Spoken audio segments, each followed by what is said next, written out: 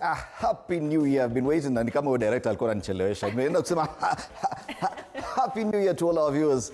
This is the Morning Cafe back with a bang. 2026, the very first edition nakwambia. Jina yangu ija change, Fred Ndimuli. The 5th of January 2025. So good to have you on board once again. Twende kazi tukatwange. Karibu nianze Christmas countdown. 360 hours. Forget about it. Tunafanya sasa hivi. My name is Anodida. You said that we should be starting the show with a prayer. So today I'm going to give you a chance to see if at all you know how to pray. I do know how to pray. Lakini we 30 seconds. I already prayed. Hi, we pray that the Lord will bring you here every single day to watch this show with us. Don't touch that remote. Every day 6 a.m. up until 10 a.m. so that you can stick around with us. And we say amen. Amen. All right. Let's take a look at the headlines this morning. Sijui kama mmesahau kusoma gazeti. Acha tuwakumbushe. First, Taifa Leo, watofautiana. Sura mbili pale kwenye ukurasa wa mbele.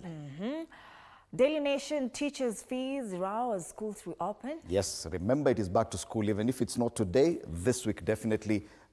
Senior school next week. 12th. The 12th to 16th, be on standby. The Standard, who's next? And of course, this is the biggest story globally. Trump amefanya ile maneno. Kina watu wanamwambia kama wewe ni mnoma, suende mahali kama Iran ama Russia. Wacha kuenda kwa wanyonge. People Daily, why a united opposition poses serious threat to Ruto? On the Star, 2026 hopes and fears, and they've broken down that. We'll be back to take a look at that. And finally, Business Daily, Treasury allow firms to sell digital coins for fundraising. All right, so this is what we are looking at in as far as Kenya is concerned. We cross, just a reminder that, yes, we'll be having these people in studio. Hey, Robert Alai, he's been in the news for all the wrong reasons. Yeah. Let's hope he'll show up today. He's a MCA Kileleshwa. Arnold Maliba, Party Leader Progress Plus Alliance. Kathy Rungu and Hesbon Omolo FCPA, their governance and political commentators. They'll be here at 6:30. Tuvuke boda, tuingie Uganda. Remember, today is 5th of January. Yeah. In exactly 10 days, Uganda goes to the polls. So we start off with a new vision. Police probe Electoral Commission database hackers and investigators to establish how voters' data ended up on Amazon-based website. Imagine such a headline, 10 days to elections. Hackers, tayari. Watatoboa kweli hawa. I wanted to say na hii pesa utafika Singapore lakini. Endi Singapore. Endi Singapore. Museveni is on the front page. Campaigns zinaendelea bado. Campaigns in Kayunga in Bwikwe kule Mukono. Grand plan to reduce cost of internet in Uganda is another story there on page 4. Hundreds attend Banyarwanda Carnival in Kampala. On the top strip, of course, Chagulanyi Mafabi wamepatiwa space there. Kakona kao pale. Muntu is missing. The matters campaigns as well covered on page 6. And why USA arrested Venezuelan President Maduro is another story captured on page 20. This is a story making headlines worldwide currently. Now that story about Maduro is what is on the front page of the new Daily Monitor. I think it is a big concern, especially for African presidents, if the US president can decide to do that to a South American leader. Kikuja Africa itakuwa kazi rahisi sana. So I think there's a huge concern. So anasema world reacts to Maduro capture. Of course the Pope spoken, Luis Inacio Lula ule wa Brazil ameongea pia. Antonio Guterres, the UN Secretary General, have also said something there. And leaders around the world have responded with a mix of condemnation and support to the US capture of Venezuela's President Nicolas Maduro. Following strikes on Venezuela on Saturday, Maduro and his wife were captured by US forces and removed from the country. The pair have been indicted on drug charges in New York City. Now, the biggest concern, watu wanasema fine, maybe hata watu wa Venezuela, they didn't like this president much. But hata kuna watu hapa kwetu na kwa neighbors wanasema hata huyu wetu pengine hatumpendi sana hivyo, but does it make it right for another country to come raid your country, pick your president and go? Yeah. Yeah, does it? It's a question. I'm not saying anything. It's a question. So that's a concern there on the front page of the Daily Monitor, and I'm sure many African leaders, of course, for concern. Clerics caution police and Electoral Commission over conduct of polls. Remember, 10 days to election. This should actually be the biggest conversation. Matters elections. Bobby Wine launches offline app ahead of elections, but hey, hapa ni kama imewatisha kidogo. Tuingie Tanzania. All right, The Citizen, why record revenue points to the economy's resilience, but they also make mention of what is happening in Venezuela. World reacts after US raids Venezuela, snatches Maduro. They've covered that story on page 16. The main story here is about this business story here. They say the October 29, 2025 turmoil had far-reaching economic implications across Tanzania, but TRA's record monthly collection of 4.13 trillion shillings in December shows that economic activity in Tanzania has since rebounded in a way few thought was possible. That's some positive news there. Positive news. Revenue, record revenue points, that's a big one for that economy. Now, pressure mounts on parents and guardians as schools set to reopen, and the imminent start of the new school year has renewed pressure on parents, particularly those with children in examination classes, as extra tuition programs alter daily routines and stretch households' budgets. This is Tanzania. Yes. And it's clear that you can see they've already moved on from the aftermath of the elections of October 29th. No mention of that, no mention of, oh, let's move on, let's heal. No, no, no, they've already moved on. Yeah. Yeah. So matters education also given prominence on the front page of Mwananchi. Tukisalia kule Bongo, madarasa ya mtihani mzigo kwa wazazi. They've just released the results of their national exams. So wazazi walia namna madarasa hayo yanavyowaongezea gharama na muda, huku ushindani, sifa baina za shule vikitajwa kuchangia. Waziri, kamishna wa elimu watoa mwongozo. Hapa tunafungua shule, watusha move on, senior school tayari. Masuala ya siasa kidogo hapa. ACT mguu ndani nje kujiunga SUK.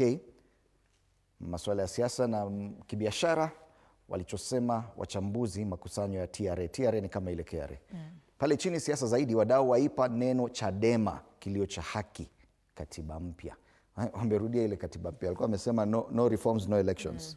Yeah, tusha move on from elections. Pale juu pingamizi la matokeo bunge Tunduru la tupwa. I think one of the challenge coming from the elections of October 29th, parliamentary, it's been thrown out by the courts. So yes, it remains. CCM remains with 98% of bunge. Actually, 99%. 270 MPs out of 272. Way. Tanzania. All right, we'll be back to take a look at the local dailies in depth. But for now, tuangalie hali ya anga. And I can tell you for sure it's been very hot at night for the last 2-3 weeks. Yes. I don't know if you've experienced that. It's hot. Yeah. January weather. January weather. So let's start off in the Mount Kenya region. This is Murang'a. 15 degrees in Murang'a this morning. Clear skies with periodic clouds. Highs of 27 degrees today in Murang'a. Precipitation here 0%, nothing to show for it. This 27 degrees today is the weather up until next week. It will rise to 28 degrees though. No precipitation, anasema 0%. No chance of rain kabisa huko Murang'a. Let's go up north in Garissa, which we do expect should be quite hot. It is 22 degrees currently. It will get as hot as 35 degrees. Clear skies also today. This 34 and 35 will get even hotter as we progress through the week. 36 could be the average for the rest of the week. So quite hot even in Garissa. All right, in Eldoret this morning is 13 degrees, feels like 12. Clear skies in Eldoret today, precipitation 0%. This 25 degrees, it will be 25, 24, 26 into next week. But Eldoret looks quite okay. Yes. Down at the coast, kuna wale bado wako holiday. Najua kuna wale wali take an extra day or two to extend holiday. They will definitely keep enjoying that holiday weather. It's clear skies, highs of 31 degrees. Currently, it's 24 degrees there. This is quite hot even for Mombasa, 31 degrees, but it will get hotter midweek this week at 32 degrees on Wednesday, dipping as we get to the weekend back at 30. But yes, also there, no chance of precipitation as well. All right. In Kisumu, it's 19 degrees this morning, feels like it. Clear skies, highs of 26 degrees, but it will rise. By Thursday, Kisumu will be experiencing highs of 29 degrees. Where? Precipitation kidogo sana hapo. They say it's 0%, but there's something kidogo hapo. At around 4 p.m. there could be kidogo tu lakini yeah. Finally, in the city, it's warm this morning at 15 degrees. But clear skies as well. No chance of rainfall in Nairobi. Highs of 26 degrees. And this will continue for the rest of the week, dropping to 25 kidogo, alafu Nairobi 26. 26 is quite high for Nairobi. By next week, Wednesday, tunagonga 27 degrees. That's why usiku haulali. Nasikia biashara ya funds, ya zile funds imepanda sana. So this is the weather warming across most regions of the country. Let's take a look at the traffic situation. Remember, back to school, back to work. A lot of people are back to their homes in different parts of the country. Wametoka kule ushago, wamesumbua ushago, wamewacha watoto, wamewacha wasichana wamechanganyikiwa kule. Sasa kwanza Momanyi unajua alikuwa ushago. Momanyi is our cameraman, alikuwa ushago. Sasa nasikia huko hiyo ushago yao. Kule Kisii. Shida tupu. Shida tupu. Yeye ndiye alikuwa hot cake. Ni vilio na kusaga meno. A look at the traffic situation. Once again, yes, you can see, because of the back-to-school traffic and all, there's a lot of concentration of traffic within the CBD. Haile Selassie Avenue, areas around Muthurwa, Machakos Bus Station, Pale Marikiti, that's where we have a lot of red and yellow within town. This will continue kwa kunaitwaje Tea Room, Luthuli Avenue, na kwingineko. The other main tributaries into town are not looking so bad. Outer Ring Road is clear on both sides of the road, the entire stretch. Jogoo Road, ile kawaida tu pale Mbotela na Shauri Moyo, but nothing out of the ordinary. Pangani interchange is very slow this morning. Interestingly, nothing much to show. Guys coming from Kiamburu and Thika Road, ni kama wame extend holiday kidogo. Probably most parents are focusing on back to school and a lot of shopping in town. So expect a lot of traffic within the CBD. All right, let's have the quote of the day.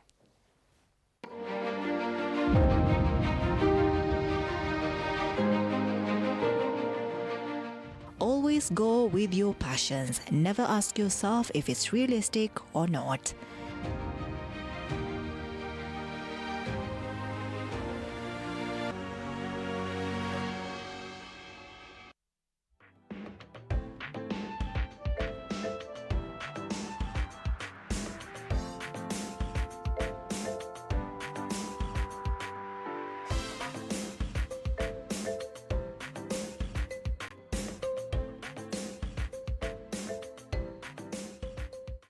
And we start off with the Star because I think it has the most appropriate front page today. 2026 Hopes and Fears. It is the very first paper we are looking at today.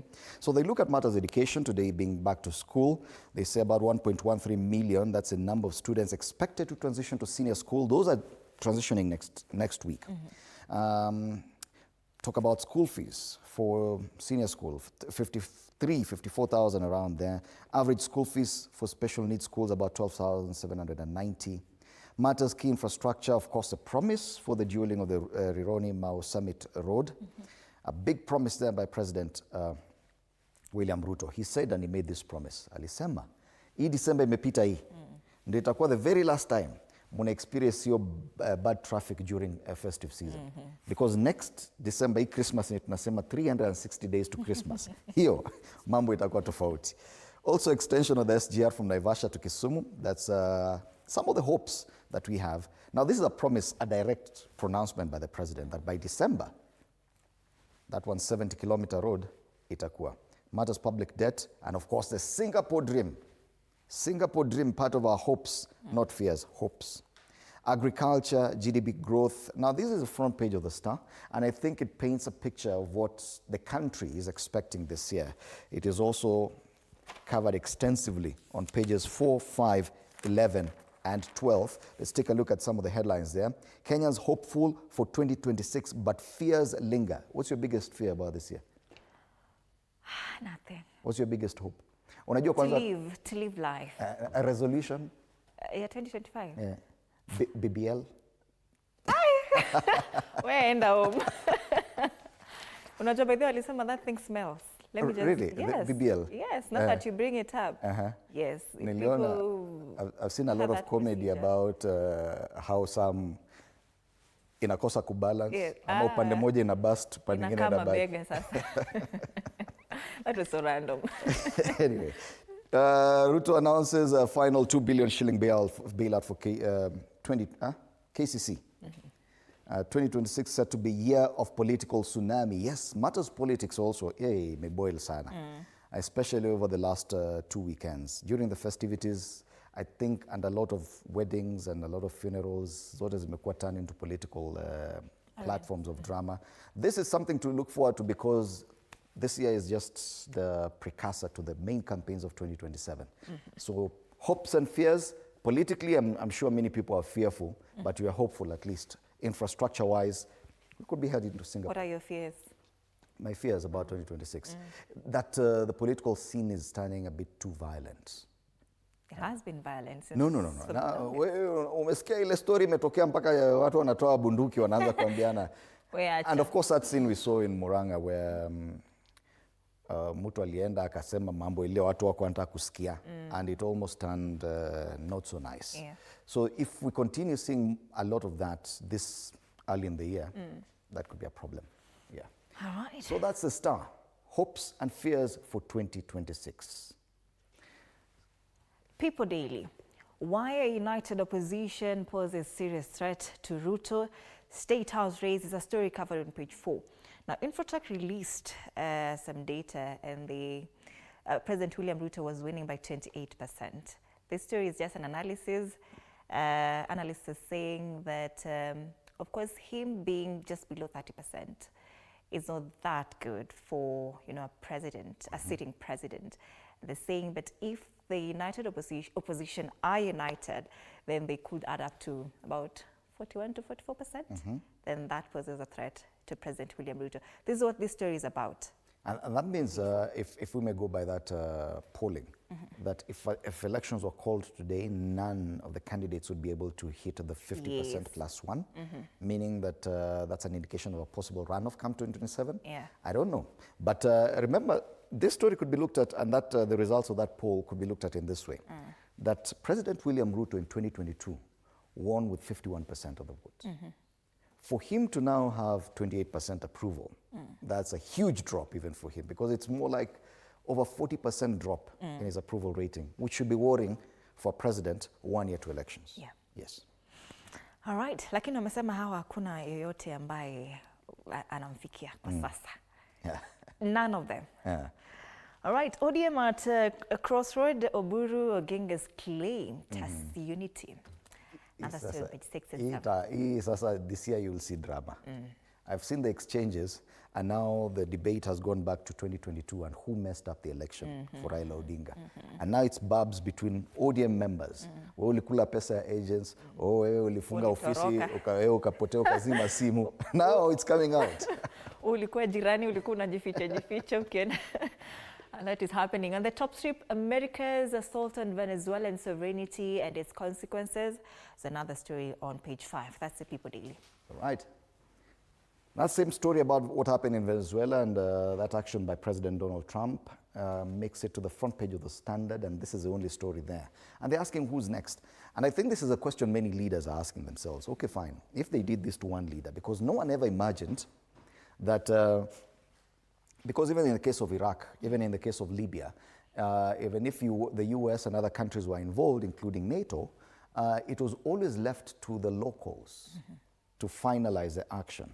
Like Saddam Hussein was tried by Iraqi courts. The Libyan leader Muammar Gaddafi was assassinated by Libyans. But when it comes to Venezuela, they landed in a foreign country, took the president and the first lady and left. And now people are saying, hey, okay, that's a first. What happens? So the arrest of Venezuelan President Nicolas Maduro, now facing criminal charges in a New York court, has come a few days after the US again, on President Donald Trump's orders, launched strikes in northern Nigeria, following his claim that ISIS was killing Christians there and had to be stopped. And I think that's what is worrying most African leaders. Alikuja Nigeria, saya akisema hajafurahia vile ameona mahali kwingine kunaenda, aseme nakuja huko, what happens? So the two unrelated events happening miles and days apart carry a chilling message to the African continent that the US under Trump is not short of extreme measures. On several occasions, Trump has alluded to this through his snide remarks on some African states. He has very unkind words for Somalia.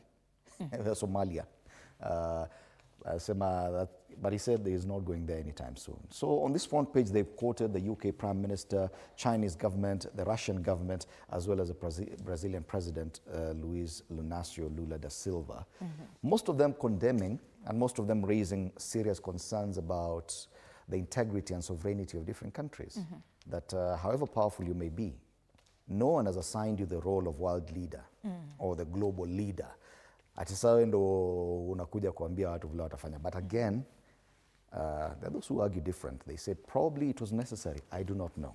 Because they've also shared a picture there of part of the celebrations in Venezuela following that US action. So because this is the main story on the front page of the Standard, and we've over-discussed it, inside pages, they talk about back to school, parents stretched thinner, schools reopen, plus something else that we've not discussed a lot, and that is the Law Society of Kenya elections for president. The race to succeed LSK President Faith Odhiambo is shaping up as an all-male contest. Charles Kanjama, Mwaura Kafata, and Peter Wanyama, some of the contestants for that role. And that, I think, is the biggest stories on the Standard today. Oh yeah, and that's it. AFCON is the biggest story. AFCON This is one, currently on the back page. Yeah. And it's a very light paper. And kama watu wajarudi kazini kabisa. Yes, AFCON. And I don't know why there's very little interest from Kenya on this tournament this time round. Interestingly, the other two countries, our neighbors Uganda and Tanzania, who will co-host AFCON 2027 with us, they are there. Sisi hatuko. Sisi tuko nje kabisa.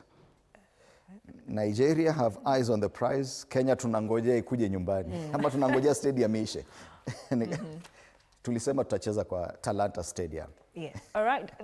This turn, the Daily Nation now. Teachers fears row as schools reopen. Oh, I'm just sorry to cut you short, but my director reminds me that Kenya is represented in Morocco for this AFCON 2025-2026. Oh, because apparently the Cameroon versus South Africa game, the officials were Kenyan. Oh, wow. The referee and the linesman were Kenyan. Lakini Kenyan players nafikiri hata kama wameenda, wamekaa huko kwa stands na FKF waki-benchmark for 2027. Interesting. Yes. Hiring of 20,000 junior school interns on permanent and pensionable terms frozen until 2027. Education CS Julius Agamba has been quoted here. He says school heads should desist from imposing any extra levies or fees. As a ministry, they say they will deal firmly with any verified cases of misappropriation of resources and the imposition of extra levies or fees.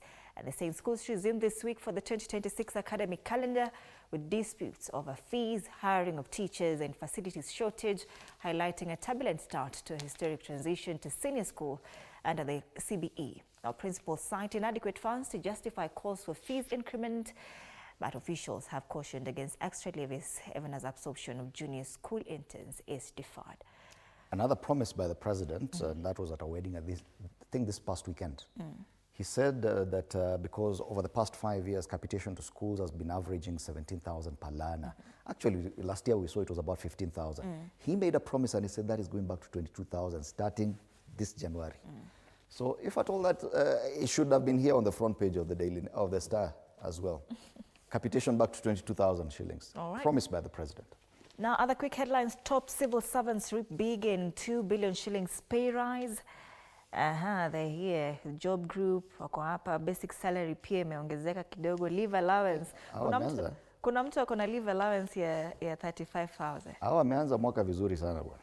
Government workers have secured a New Year's gift of a salary increment that will see the highest paid officials pocket an extra 30,250, while the lowest paid officers, the majority, will receive an additional 1,780 shillings monthly. And this is huge. This is huge because even wale watu wa kawaida, wale wa katikati, wacha kawaida katikati, those earning about 60,000 to 100,000, they're also getting a pay hike, which is really good for you to start the new year. Namna hiyo. Anza mwaka unaambiwa tumekuongezea. Fanya kazi sawa sawa. Must be nice. Faith healing scandal is a question asked on page 2. Doctors watchdog cautions gullible public. Now this is another big story. Yes. The mightiest prophets, and I think they had a big crusade. Na nilisikia mpaka kuna politician mmoja huko Meru aliamka akatembea. Kuna daktari alienda akasema hata HIV inakuwa healed. Now these are matters. This December? Yes. Is it even December or beginning of this year? But it's around this festive season. It was huge because a lot of doctors have come out to say, okay, fine, because a doctor there's a medical doctor na alienda mpaka na stethoscope na ile lab coat na akaongea kwa microphone akasema vile watu wanapona. Walikuwa wengi. Walikuwa madaktari pale wengi sana. Na huyu anapenda huko kwenu sana huko Nakuru. Nakuru kuna nini? Most churches actually in Kenya have started in Nakuru. Most supermarkets as well. Most brilliant people come from Nakuru as well. If you're doubting it.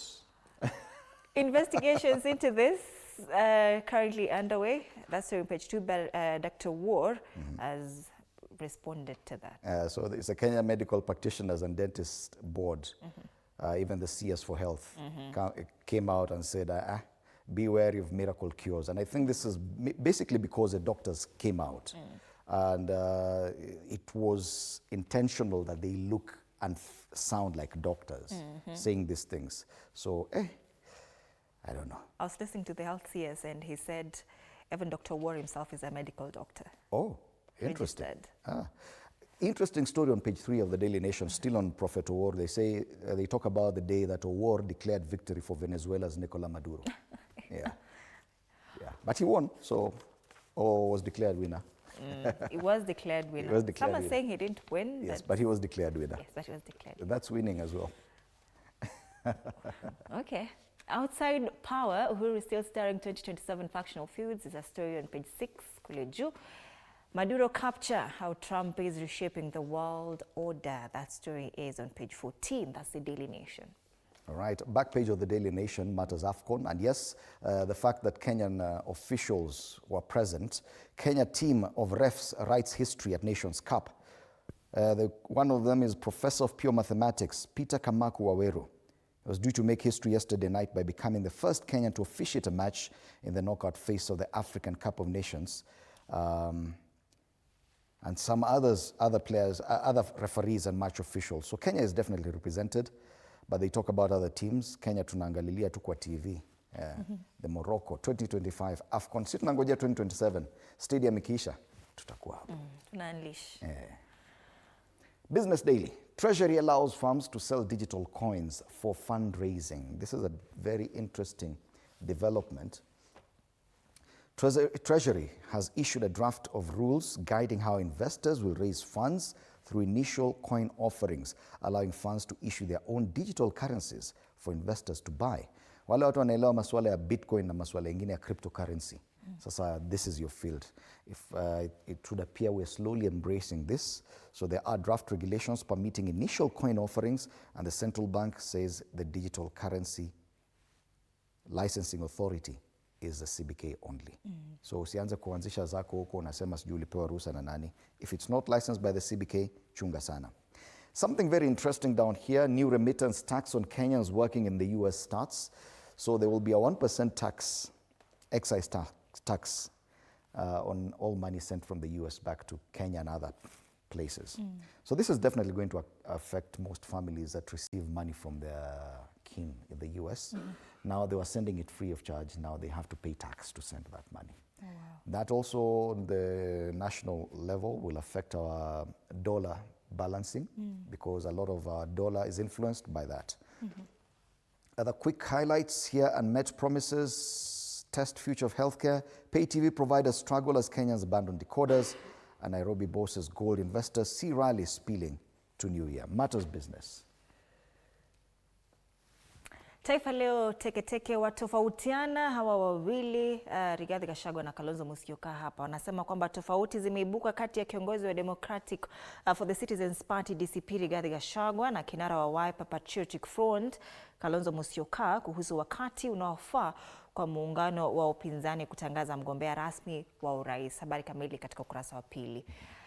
Bei ya kabeji sasa yatinga shilingi 170. Unasema vipi? Jijini Kisumu sasa inauza kati ya shilingi 100 na 170. Januari imefika. Ukiona watu wananunua kabeji, Januari imefika. Cabbage of all things. Wanavinyago wauza Lamu duniani kote, na Venezuela wamkaidi Rais Trump kule juu. Miujiza au laghai katika mkutano wa Injili uliofanyika Nakuru na kuongozwa na Nabii Owor. Je, walemavu waliponywa au kupunjwa? Na Arsenal FC haicheki Man U ikihema. Mabao mawili yatosha Arsenal kuibuka na ushindi mwembamba ugenini. Taifa Leo. Let's take a look at the cartoons as we wrap up the news review. And we have a caricature of President William Ruto playing tennis using the ODM orange. Kidogo inaweza kuwa ping pong. That's a cartoon on the People Daily. Matters politics and what is happening to ODM. I think it's going to be one of the most interesting debates, the future of ODM and the cracks that have emerged and so loudly. All right, South Sea. This is the Daily Nation. Blame games currently going on kule South Sea, where the 15-story building collapsed earlier at the start of this year. Kila mtu ana blame mtu mwingine. Pointing fingers. Unfortunate. And the cartoon on the Standard talks about matters education. So we have grade 10 selection, which has been a big debate online. I think even content creators have come up with a lot of things about this. So the criteria, was it merit-based? Was it equity? Was it choice? What happened? Meanwhile, matters general election. So they're comparing the two. Grade 10 selection and general election. Criteria of choosing the best performers or our leaders. Is it tribe? Is it pesa? Is it greed? So comparing our education system to our politics as well. So these are the people going to be in studio to help us discuss the headlines this morning. Arnold Maliba, Robert Alai, Kathy Rungu, and FCPA Hesbon Omolo. All right, we can already see your feedback online. Kimoto Lefti anasema good morning to you. Pamoja sana. Muchanja Cabras, good morning to you. Morris. Denos anasema na good morning. Dedan Mkungi, good morning. John Wakiriani, good morning to you. Robin Roberts, watching and listening from Kisii University, asante sana. Songa anasema Egerton is fully present with no apology submitted. All right. Umesoma zote ama kuna zingine zimebaki? Kuna Dedan Mkungi asema pamoja sana. Daktari Yusuf Kienyeji anasema watching live 100%. Daniel Chesoli wa Malava Kabras, good morning. And advisor Pastor Emmanuel Barasa, good morning, watching live from Kitengela. Asanteni sana for keeping it Morning Cafe and TV47. There's more. David Kamau anasema following from Githurai 45. Asante sana. Nancy Ongosi is also from Githurai 45. Good morning. This is Molly anasema nice show, following from Buruburu. More blessings to you. And Benso Kagunda anasema haya ho to you too. I don't know what that means, but haya ho. Caleb Paul anasema hope and fear is like lies and endless lies. Yeah. Or referring to the front page of the Star. The Star, yeah. There's a long one here. Mwanaharakati anasema good morning Cafe, happy new year 2026. May it be of great blessings and prosperity. Congratulations to tennis champion Angela Kutoi. She did win yesterday, both in singles and doubles. Congratulations to Kutoi. Do interact with us on our socials, TV47 Kenya on Facebook and on YouTube, on X at TV47 Digital. My handle on X is at @Ann_Dida. The hashtag is Morning Cafe TV47. My handle on X is at Fred Indimuli. Keep it here.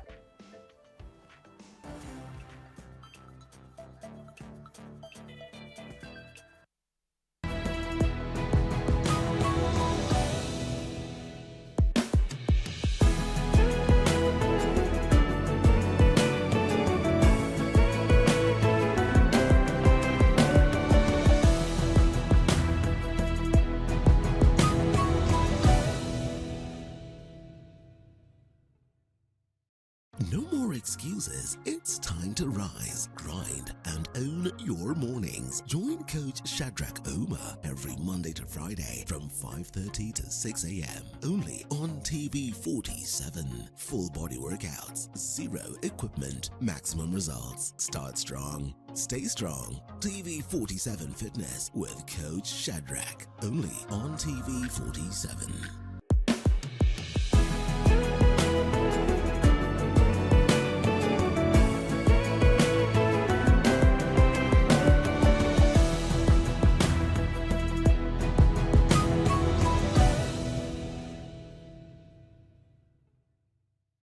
Looking for the perfect way to kick off your weekend? Pole.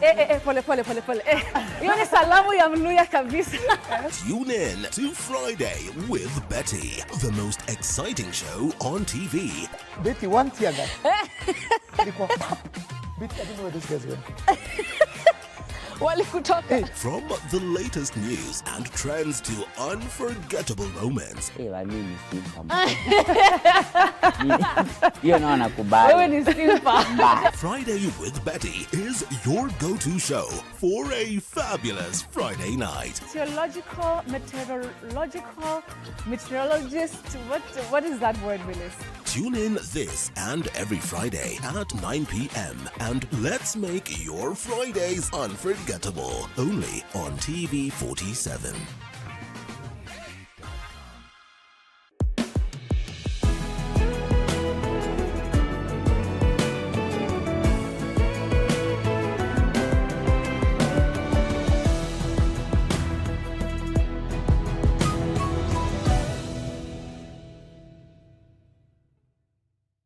Enjoy uninterrupted live streaming of your favorite programs on TV 47 and Radio 47 on the go with our new mobile-friendly website. Experience the future of broadcasting. Visit www.tv47.digital or scan this QR code and stream your way to endless news and entertainment. Welcome to the home of untold stories.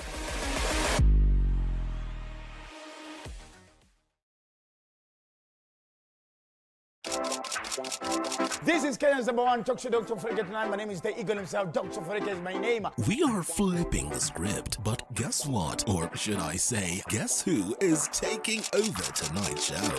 Ani wewe furahia umekaa na kasipuni. CP unit ni Punet. The Punet. Punet. So you guys knew about... Piga. Sawa basi.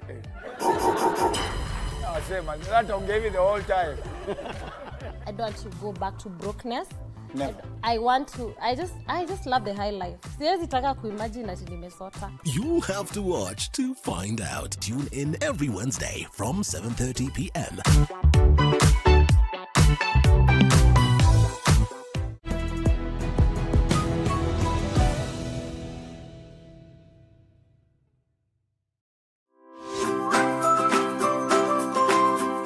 Next time you need fresh lemon juice, microwave a lemon for 7 to 10 seconds. Then, roll the lemon back and forth under your palm on the counter. When you squeeze, you'll get more juice from the lemon with way less effort.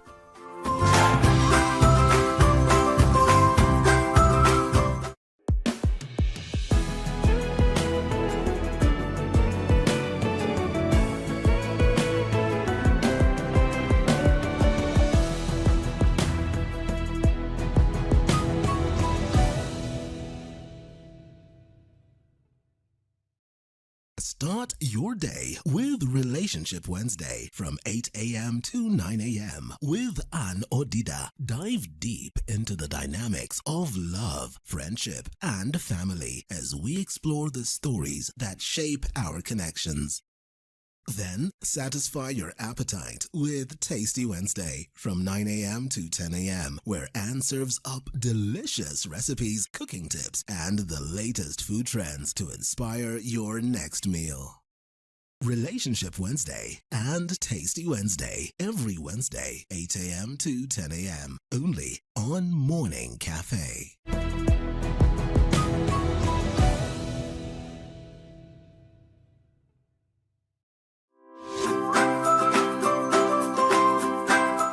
Your nose alone won't always tell you if your eggs have gone bad. To find out, gently place uncooked eggs in a bowl of cold water. If an egg sinks to the bottom, it's A-OK. If it floats, it's seen better days.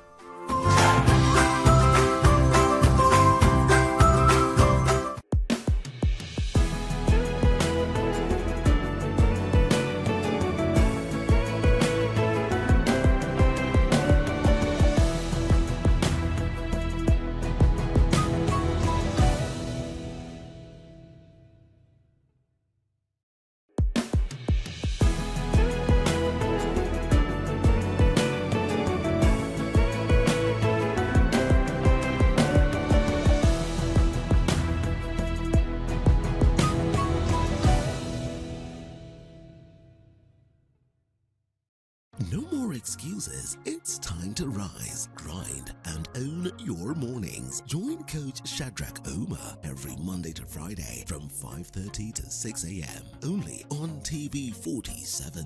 Full body workouts, zero equipment, maximum results. Start strong, stay strong. TV 47 Fitness with Coach Shadrach only on TV 47.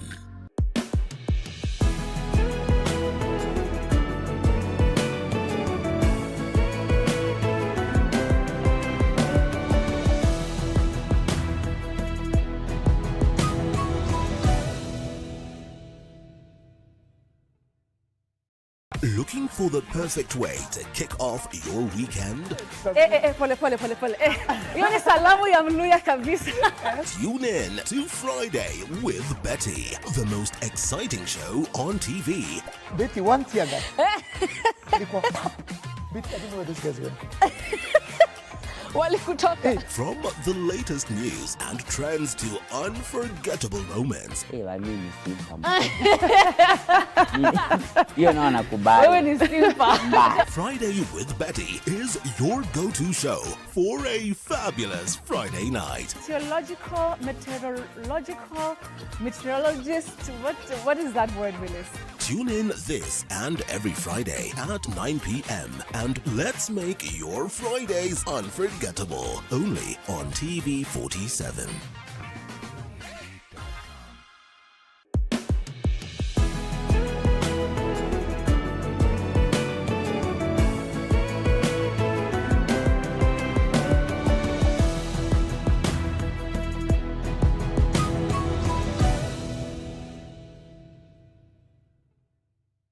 Enjoy uninterrupted live streaming of your favorite programs on TV 47 and Radio 47 on the go with our new mobile-friendly website. Experience the future of broadcasting. We know the situation escalated after Alai accused him of orchestrating social media attacks against his wife, an allegation the legislature strongly denied.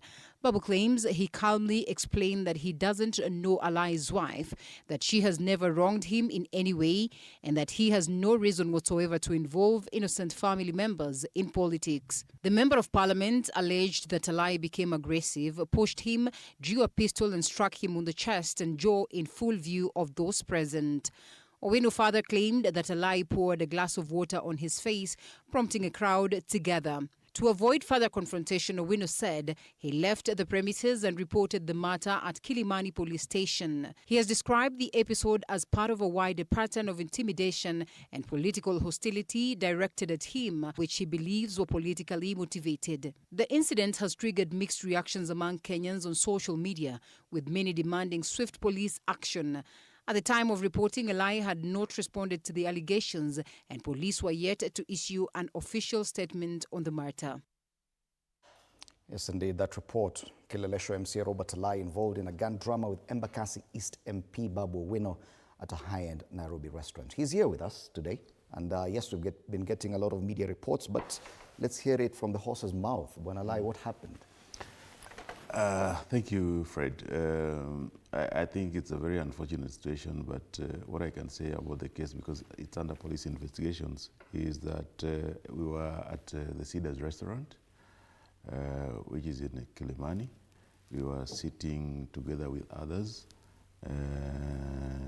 and Babu was sitting at a different table, and he came to greet us. I told him that I'm not very comfortable greeting you. He started to push my head, telling me how he will banga me in the Nairobi City County, which is capturing. He said that Nairobi meshaenda. I said I'm not vying for any governorship seat, because I hear you are vying for the governorship seat. So I don't think that I am supposed to be in the conversation of the governors, because I'm not a candidate. So he kept insisting, and in fact one of the people we were sitting with joked that Ranipatia docket your finance. I said I'm not a candidate in any of these things, but what I would urge you is that when you're doing all your politics, please don't involve family members, because if you do that route, then it becomes very bad for us. Then, he started becoming very agitated. He continued pushing my head. I told him I don't want to greet you. Please just go home. because I knew that this thing has been very uncomfortable to me. I've never addressed it in any platform or forum. But I told him that just go away. This is not a matter which you never see me, put my family members or post my family members on these platforms. And I would urge you that we end this issue here. But he kept pushing my head. So when I stood up and pushed him back, I think he's now brought in other issues because I didn't draw a gun on him. There was a gun on my waist, but I didn't draw a gun on him. The person sitting next to me saw the gun on my waist because I was wearing a shirt only. I was not wearing a jacket, and I took the gun. Akasema kwamba nimetolea bunduki. But there's no, if you go to that restaurant, they have a video clip. I produced one video where I said I draw a gun on him. All right. Yeah, so I find it just absurd because the fact that an issue has come in place, then you're looking for ways of kuongeza Gitungu, Binzari, I find it, the spices are not normal to me. And many people are questioning and asking the question, is it purely a personal misunderstanding or is this basically political rivalry? It's not political rivalry because there's no seat, there's no antagonistic we're not competing anywhere with Babu. I'm not going for the... We've seen your criticism towards Babu Wino, especially it is just in ODM. Just me being the... You've been very vocal about it. Yeah, just being the MC in Nairobi. And I was just telling Nairobians that even Babu, I told him that day, that Babu, I don't think you're a candidate, but it's your right to vie. You can vie. I don't think you're the best candidate for Nairobi. And him, even on this platform, I think the last time I appeared here, I said that if anybody wanted to finish Babu, give him Nairobi, because he was not last there for 2 years. I just said it's my right to speak these things. But in that platform, I just told him that you vie, it's your right. Whatever seat you want to go for, it's your right. Even the kingpin, which the polls have talked about, I said there's no seat in ODM called kingpin. I've never known that seat. I've seen in polls coming in saying that Babu is the favorite to be a kingpin. There is no seat, county or national level, called a kingpin. All right. So that's, it's. I just find the spices because differences occur, but when people add spices that is where the political question is every moment for you an opportunity to get on political mileage. So to get it right, you say it's more of a personal misunderstanding. It's a personal misunderstanding. In fact, even the guys who are there are well-placed men in this society of Kenya, and they would not tolerate such. And we've been there for like 10 or so years. We sit in that place almost every week for the last 10 years. So he's not, and Babu is, Babu is my friend. And despite all these differences, Babu is my friend. I just told him that Juzi, it was Mama Ida with Gaucho. The other time, it was the same girl she was sending to talk about Mama Rachel and the bodyguards. So I told him that, these things are not fair to anybody you're talking about. All right, yeah. All right. And it's the political link that we want to see. I know when Alai says it's more of a personal misunderstanding, but we cannot escape from the fact that it is politicians. We are politicians. High-profile politicians who are involved in such altercations. And it is a huge concern because there are other instances where things threaten to get out of hand, where politicians are involved. Kathy, it is now 1 year, about 8 months to the next election, and the political temperatures are rising. We've seen what happened in Murang'a, misunderstanding on basically your side against mine, turning almost violent. Are you concerned that this is getting out of hand? Good morning and Happy New Year. It's our first show this year, and I think we are starting on a very high note. So first of all, I think I'm very concerned about violence, and in this case, political violence in the country, not just in the case of Alai and Babu, but also in Murang'a, as you've just highlighted. But then just maybe to add my words or my opinion on that issue.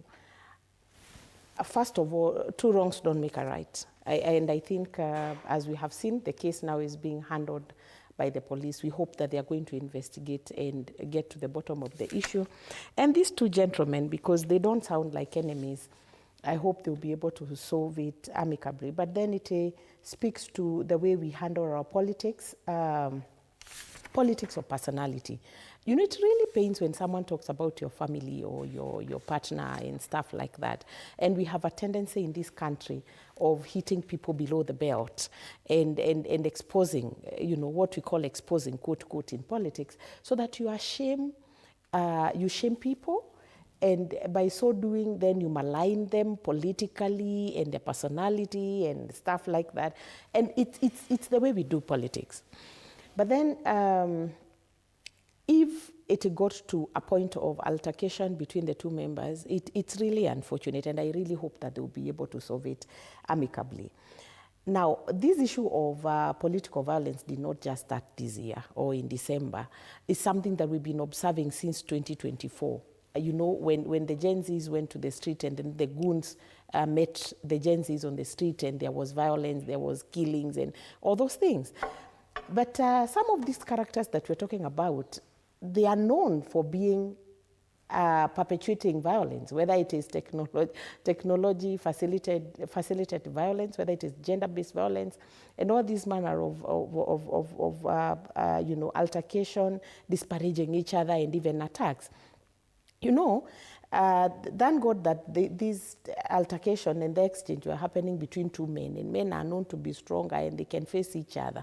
If it happened between a man and a woman, then you can imagine how nasty that can get. And I say this as someone who has faced gender-based violence during politics. I was very, very embarrassed. I almost shed a tear when I saw a multitude of men go for the Member of Parliament for Lamu, Mheshimiwa Monica Muthoni, and wanting to attack her just because she differed with the leader, the DCP leader, and you know, the people following him, the members of Parliament. And clearly, the party leader for DCP could not even rise to occasion, order his people not to attack because he has that authority. If there's one person who I have a lot of respect for, is BAMBA. Every time a situation got messy, BAMBA would get involved and say, wait, watch her, and his boys would just stop whatever they were doing. But in the case of Rigathi Gachagua, I can tell you, I'm sure he was enjoying that mess. He was enjoying that messy situation. He's not known for political decency. He's not known as someone who can stop that kind of bullying, especially when it is violence that's met on a woman. And it is really unfortunate. We really hope that in the future, some of these things will stop. Okay. But then how do we stop it? These kind of attacks have happened even in churches. I've not seen anyone being taken to court, arrested by the police. It is just reported and then it becomes a story and we move on to the next story. For how long are we going to do this? Because I believe as we move towards 2027, it might get messier and noisier. And I'm looking at a statement by Honorable Lea Sankale, who's an MP and chairperson of the Kenya Wind Parliamentary Association, still linked to the aftermath of what happened in Murang'a. And this is a statement condemning some gross and violent attacks by Moses Kuria against women leaders. This is happening online, and it's linked to what happened in Murang'a. And after that, there's a series of some very unpalatable tweets by the former CS that I can't even read here, but it's happening and it's becoming pervasive that politicians are becoming more or less reckless and hitting below the belt, and it appears that they can do anything at this point. Buanomolo. I think just like she has mentioned, we are getting into a very dangerous phase, which is not very good for the country. The issue that Alai has spoken about, to a very large extent and looked at in the broader sense, we have issues of abuse of our cyberspace, and I think that is something we need to look at. I know there were attempts to amend the Cybercrimes Act. There is need to look at what is happening in the cyberspace, which is not good for the country. And even beyond that, politicians, wherever they go, the kind of utterances you watch and listen to when you have your TV on, if you're with children, the kind of language you listen to is not what you'd want to get in a society. And increasingly, we are then polarizing the nation as we head towards 2027. It's like we've forgotten the space we were in the run-up to 2007. So I think all leaders need to step back, ask yourself this kind of utterances, are they really fit for the space I occupy as a leader? But more importantly, we have institutions that should be able to step in, especially such as national cohesion. What are they doing? They seem to be very quiet as all these things are happening. But again, the church, they're the moral voice of the society. Why are they quiet? Some of these utterances are happening within the precincts of the church. Only occasionally when the nation has an outrage around certain conversations, do you hear church leaders coming up, oh, now we don't want politicians to speak in church. You can speak outside the church precincts. But reality is this language is dangerous. The level of violence we saw in Muranga, that should not be condoned, and to have happened simply because you do not agree with me. I may not like what you're saying, but you have that right. I need to respect that. And it's imperative upon those who hold political power and leverage in those spaces, because regions have certain persuasions and leanings that are obvious. So sometimes a similar sentiment by the Member of Parliament for Lamu in a certain part of the country would be received so warmly, but not in that part of the country. Yeah. So the test of a tolerant nation is for the people to allow you to speak your mind and not attack you, because anything could have happened if the police officers were not there, for example. What kind of harm would that Mheshimiwa have been through? I think leaders need to step back, ask themselves, do they hold some level of responsibility? But I think more importantly, any society is guarded by laws. So I think the national cohesion needs to step in and do their work, and the Cybercrimes Act needs to be looked at so that some of these utterances and insults that are percolating in the public space, like the ones you cannot mention that is attributed to a leader, and even others that have touched on the very fabric of personal lives of family members of people, it's not nice. And sometimes people can react in a certain way. It's because people are abusing the right to speak. Yeah. And it would appear that a lot of our exchanges are happening now on the social media sphere, that it would appear we've got into a level or a culture of anything goes in as far as political exchanges are concerned. Hitting below the belt is now normal, and getting personal as well. But now we can see that that is having real and physical consequences as well. Arnold. I think we have chosen to over-intellectualize this issue, and I think that does not then serve really the purpose of us having this conversation, for the simple reason that violence has always been a currency in our politics. We normalized it long time ago. So whether it's physical, where goons are very pronounced, now we actually have got technology-enabled violence, quite structural violence that targets specifically people who are up in authority. But largely, the reason why I'm saying that we are over-intellectualizing this is because our political space is actually driven by what I call the vampire mentality. That there's this desire to maul each other's soft underbelly. Left, right, the easiest way to actually, we are not doing the leadership of ideas or idea leadership. We go into personalities. We can tackle everything except the real issue. That, of course, has given us the type of leadership that we have today, and it's quite sad. Leaders, and you know, a lot of times when people speak about violence, specifically political violence, people do not see leaders as actually the chief target. Politicians are actually very vulnerable because in the political space, people have normalized erasing the line between the personal and the political. So you find people going in for the personal because it's a soft underbelly, it's the unguarded part of it. You run with it, and that is actually just to stop you, take away your momentum. And with that, then now, people want to have advantage here and there. And we've normalized that over the years. We've moved on. I do not think that even if we were to, for example, go against the Constitution, come up with a very, not reformist amendments to the cybercrime laws, but what I call radical, even if we went the radical way, it will not change. Because this thing permeates culture across the way we have been brought up, the way we actually are running our politics, the way we run our institutions. So it's something that we should invite ourselves to having a dialogue around this. It's not going to actually stop just by, you are not going to actually police this, you are not going to stop these bad manners by way of legislation. So for my brother Alai, I am actually sorry for what happened, but as it is, like for example, the only one thing, and I want to be very careful with my words, the only one thing that I think my brother Alai and Alai and Babu are both my friends, is that gun violence should not be normalized.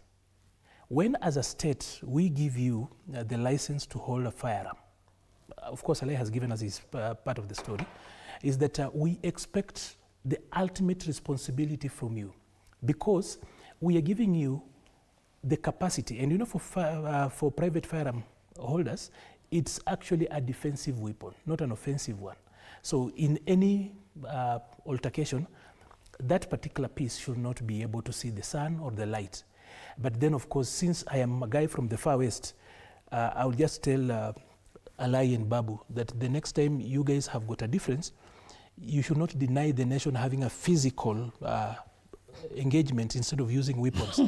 because you see, no, that is on a light note. But let me say this. Alai has been in this space for a long time. He's actually a pioneer in new media and social media. And I think there's nothing he has not had. He's seen literally everything else. On 29th, for example, I will say that Alai insulted me. If you go to his Facebook, he said something, but I think that is his right. So imagine if we came to this show, and for me not understanding that there is the place of our rights, expression, and then I beat up Alai, then people will be saying, oh, Maliba naonea Alai, na vitu kama hizo. So probably we should get to a place where them as leaders are more tolerant than their supporters. Okay. That way people are able to differentiate between the leaders and their supporters. Like Chinua Achebe said, that one dog told the other one that if I fall for you and you fall for me, then we will know that it is game and not war. But the way they actually probably went out of that, a little bit of it brings problems. And I want to give Bwana Alai a final chance to comment on this so that we move on to something else. You've been in this online sphere for a while now.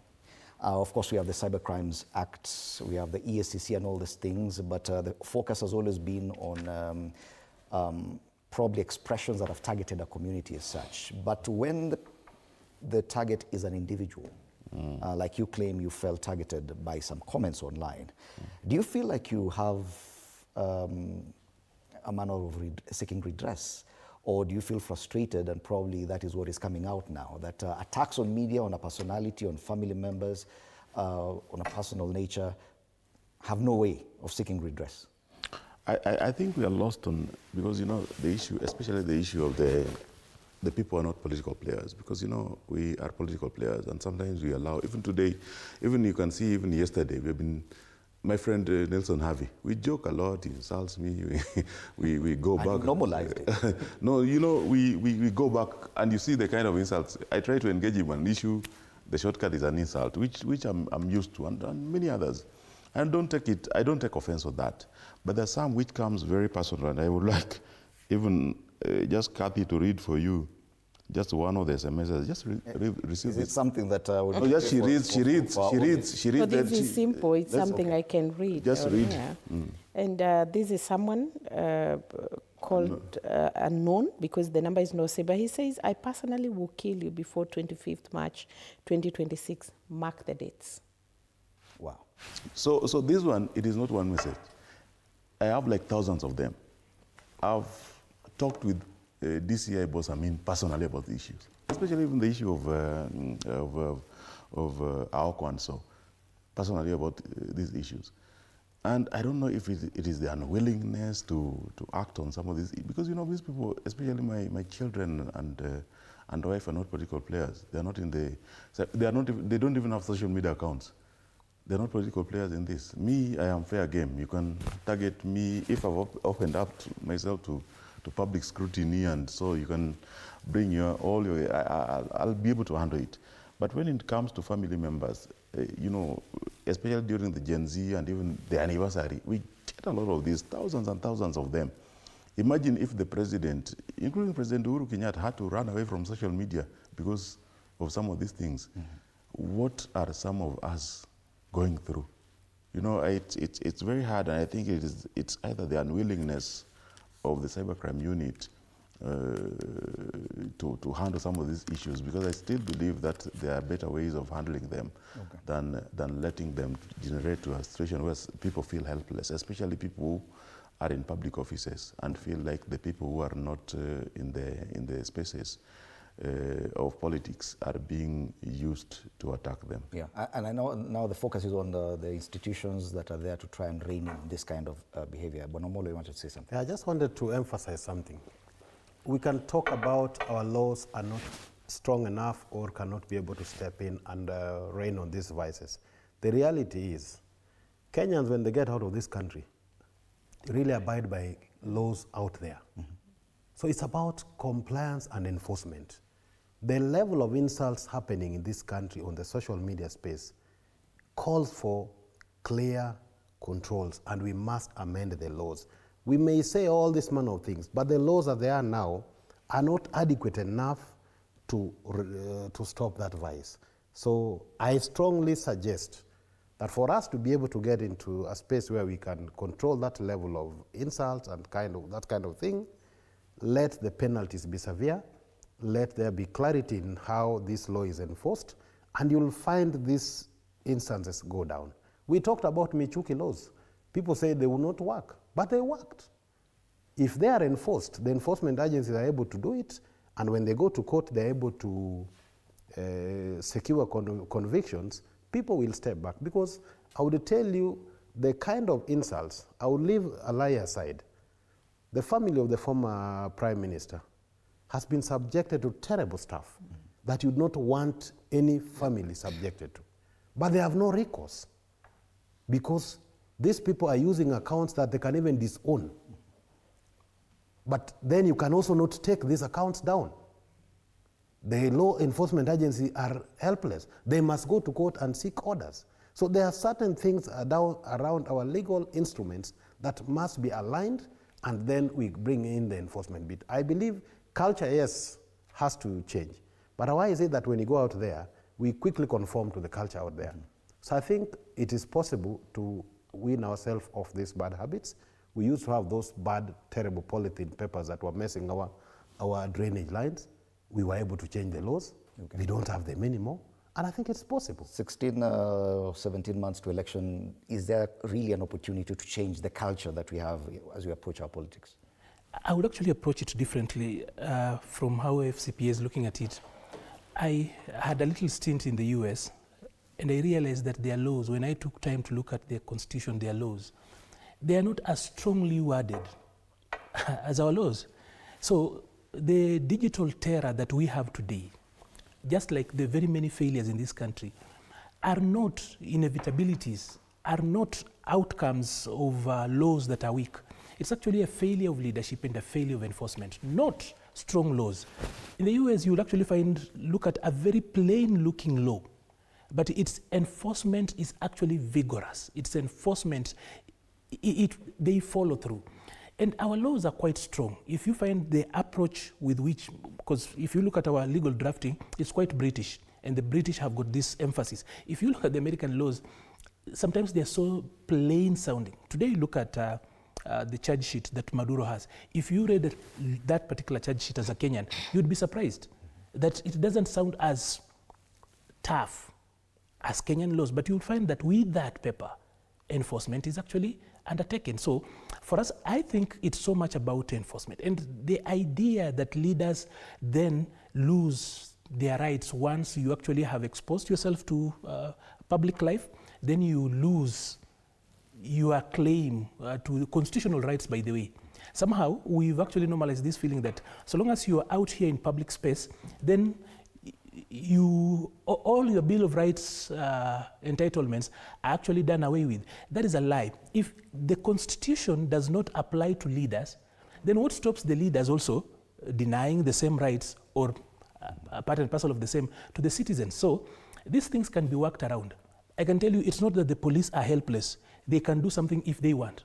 Just look at how the police, for example, handled the Gen Z crackdown. They brought out laws you've never seen. Michuki did not bring out laws that were new. He pulled laws out of a shelf. Those regulations were existing. They had already been gazetted. It was just enforcement.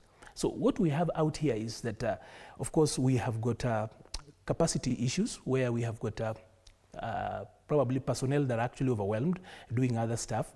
But largely, I will tell you that if we sustained a crackdown on this terror, it will not be there. So nowadays, when you're in public space, like those of us that are speaking here, you tend to ignore as much as he said about you. In fact, there's normal like joke we say, we people who are in the commentariat, that you don't go and read comments. We speak here, you don't go and read comments because you're going to find a lot of terror down there. They can actually just maim and ruin your day. Okay. So even as we go to elections, I will call upon the leadership.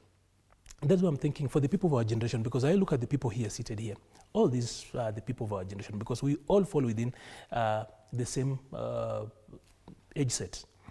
That the country we desire is literally our own making. It will be us doing it and not always outsourcing it and hoping that somebody else will do it out there. All right. Yeah. I want us now to move on and talk about our hopes and fears for 2026. It promises to be a very consequential year, matters political, infrastructure, the move or aspirations of going to Singapore or going in that direction. A lot of things are happening this year. And I'll start with you, Kathy. What is this that you're looking forward to? Because probably this is going to be the most consequential year before we even start the campaign period. What is this you're looking forward to this year? I think development-wise, I'm looking at government doing its work and actually delivering on the promises, because the promises that have been made by by the executive, at times even through the president, are just too many. And when you follow to see whether there's implementation, then you get very disappointed. So I really hope that in this new year and moving towards 2027, because I'm sure there are going to be more and more promises. So they should actualize these things. Don't just promise something if you do not have an intention or you don't have the capacity to deliver. And on other matters, infrastructure, I know you've mentioned about it. I'm pretty much concerned about the Infrastructure Development Fund, which is still a big elephant in the room, and everybody is concerned, and people are asking where this money will come from. I know the members of parliament have been recalled, you know, so that they can fast track the process. But then there has been concerns on the sale of our assets, including the Safaricom shares, and some people have gone to court to stop this whole process. I think I would call upon the government and the people who are trying to execute this to make it more transparent, because I think that is where the issue is. Questions have been raised about in regards to the value. Questions have been raised in regards to the sustainability. I mean, for how long are we going to do this? We know we have the debt issue. And for every 196 shillings is going into paying our debts. There's a lot of mismanagement, there's corruption, there's a lot of looting of the public resources and everything that we have as a nation. So those are some of the issues that are making the public agitate for accountability. And at times I do not understand why the members of parliament and people in government are not comfortable with us when we ask them to be accountable, because accountability is very important, and that is why we put them there. For me, I also expect that the members of parliament are going to behave different. Our parliament has been very toothless. They have been yes people. What gives you this hope that the 13th Parliament is going to change? I hope they will, because the public continue to agitate. One, people are speaking very loudly, and I'm sure they are feeling it even when they go to the villages. Let me ask you, for how long are they going to sustain this culture of, you know, very hollow benevolence, where you go and give people rice and beans, how sustainable is that and for how long? It is better for them to make sure that there are structures and plans to have a working health sector, healthcare systems that work, education sector that is working, and all that, so that the noise can reduce. But giving us rice and beans and making a lot of noise in the rallies is not going to help in any way. When I lie politically, it also promises to be a very busy or dramatic year, especially for your party, ODM. We've seen the cracks, we've seen the exchanges. One of the cartoons this morning, I think, where the People Daily has a caricature of the president apparently playing tennis with the ODM orange as a ball. The cracks are visible. Yeah. There have been threats of removing some senior officials from the party. Is this the year that we're going to see a different ODM? Yeah, we hope so, that, because, first we lost our leader, the most dominant political leader in the region in 2025. So we expect 2026 to be the year of renewal. We need to see a fresh, new, clear ODM with the clarity of thought. I'm seeing, and Baba predicted this when he said that, when a big tree has fallen, then you're going to have the birds, looking for where they can put their nest. And I think that's what we're struggling to do. We're trying to survive without him, because you just wave his hand, you just make a call, and all the peace, all semblance of normalcy would come back, and that's the unfortunate situation which we are in. But also as politicians, this is the year where you have competitors getting to the ground, challenging your thoughts, your performance, whatever you've been doing for the last 3 or 4 years. They are going to come to the ground and ask you questions and say that they want to replace you. This is the year, and I think from April, June, you'll see a lot of political activities in constituencies, in wards, and I think the activities will increase as we go on, as we move on. But I also think that the first week, this week of January, is where we're going to get also clarity from our party on where we are, because I'm seeing everybody trying to pull, everybody babbling. It's like Jesus, with the Bible. Jesus never wrote a book, but everybody who wrote a book, Mark, I was the closest to him, Peter, John, I was almost his father. Everybody's trying to say how he was close to Jesus, and we have seen it all funerals. And the thing which I think I would ask us to leave behind is that every death is an opportunity for us to consolidate political ground. And I find it very unfortunate that every political death around a prominent person, be it Cyrus Jirongo, be it Raila Odinga, be it Beryl Odinga, everybody try to consolidate a political ground. Oh, aliuliwa, oh, Kwanini. While if you go and review the profile, the individuals who have died, you'll find nothing untoward, and I hope that we don't provide you saw even the death of Robert Ouko. The people who even wrote to Parliament, wrote to the executive to fire him, are the people who are mourning him most. So even Tom Mboya, we did the same, Masinde Muliro, Martin Shikuku. I hope that we are not going to use political funerals as an opportunity for us to campaign and as the shortcut. You saw what happened to the lady from Lamu. The political, I don't know how many people in that podium took time, half of the time they spent speaking, to just, condole the family. 90% of the time they spent speaking, it was about themselves and their aspirations and their political formations. It was nothing about that family. And I hope that we'll reduce that to ensure that we be more considerate and don't use political funerals as political platforms. Still on ODM, I'd like to know what your take is on, because there have been very many calls and threats towards the SG of your party. I've seen even a tweet saying that he'll be out by next week. What's your take on that?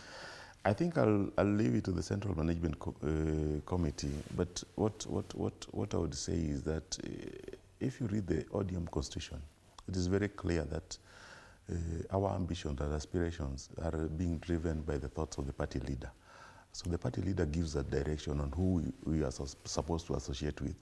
So if the party leader has given us a direction, then it is upon the Secretary General now to communicate. You know, it's like communicating the cabinet policy. The cabinet secretaries are left, but the chair of the cabinet, who is the president, is going to give sometimes the nation the thought. It is very unfortunate that we have members, leave alone the Secretary General, because, you know, he's the most visible, he's the most vocal. But we have also deputy party leaders. We even have others who are pulling in totally different directions, and they are not as visible because they are not probably good orators as the Secretary General is. But I hope that will, as ODM, because this party took time and blood and sweat and tears, you know, from the time it was formed in the mid-2000s.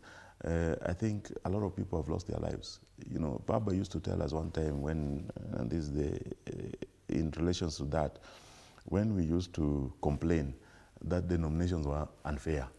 And so you come from the employment environment and you go like this year and you say that you want party ticket for you to vie in the next election, and he will tell you that I will not give you a fair chance with him because he lost family members fighting for this party. You just come from employment. He doesn't have money. How am I going to leave you to compete with him while you have the advantage of having had the opportunity of comfort in employment and have the money, while he was fighting all these street battles for the party? So sometimes, you know, we need to remember that political parties are built through a lot of sacrifices, and we need to take time to understand that when we want to bring them down, sometimes, because they are public entities now, they are funded by the taxpayers, what is it going to do to the nation called Kenya? Okay. Thank you. Maromolo, your fears and hopes for the year, probably with an inclination towards politics. Probably let me start from a little bit on the politics of ODM, because I think it's picking up the political space on a very large scale. First is to say that ODM needed to have done something that is very important. Whenever somebody dies, there's always postmortem. When you do postmortem, you're able to know exactly what happened. The conversations you hear from ODM is more of a blame game. And you listen to Sifuna, he has a point when he asks the leaders who are in ODM what happened with this. But there are also other conversations. There are those who are blaming Uhuru, rightfully so. But there's also what Uhuru did very well for the party, for them to have reached where they reached. Yes, you can say only 32% of people who voted in Uhuru's polling station voted for Raila. Same to the running mate, Martha Karua, only 25%. But again, only 73% of Raila's loyal base voted. Why didn't they go to vote? It's because of the kind of things they were doing. For the first time in Raila's base in 2022, those who had ODM tickets for parliamentary seats were being given money. Why? Because of unfair ODM primaries. So they all have to blame themselves. If they want to do a good thing, let them go sit in a corner and analyze why they failed. Do you believe that this year offers a perfect opportunity for introspection for ODM, going as far back as what happened in 2022? Don't you think that's a bit too risky for them, the conversation they're having? If they're going to part ways like they are sounding, it's good to part ways in a manner that the rest of the team that will go away will feel they have not been unfairly treated. Otherwise, let them then sit down and talk quietly away from the public space. But away from that, let me come to the bigger issue of the country. Kenya stands at a very pivotal space. We have had conversations around going the Singapore way. I think it is possible, but are we prepared for that journey? Do we look like we are ready for the Singapore journey? I think that is a bigger conversation. I like what has been done in terms of policy around sovereign wealth fund and infrastructure fund, because that is the way to go. I'm a background around appreciating the public debt space. And I would tell you, our level of public debt is so high that if we go the way we are going to crash. If you go to the entire European Union, each country is not supposed to have a deficit in the budget of more than 3% of GDP. Kenya Kwanza Manifesto spoke of gradually coming down from 5% deficit to about 3% by the end of year 5. In the current financial year, we are talking of 4.8% deficit. At that rate, it means every development program we are running is out of borrowing that is damn expensive, because 50% or more of what we borrow is domestic, and it costs us upwards of 12-13%. It can't be sustainable. And therefore, going the sovereign wealth fund way and infrastructure fund allows major infrastructure projects that takes the country forward to be funded in a manner that you can see the source, and the source should be cheaper. But two, go a step further.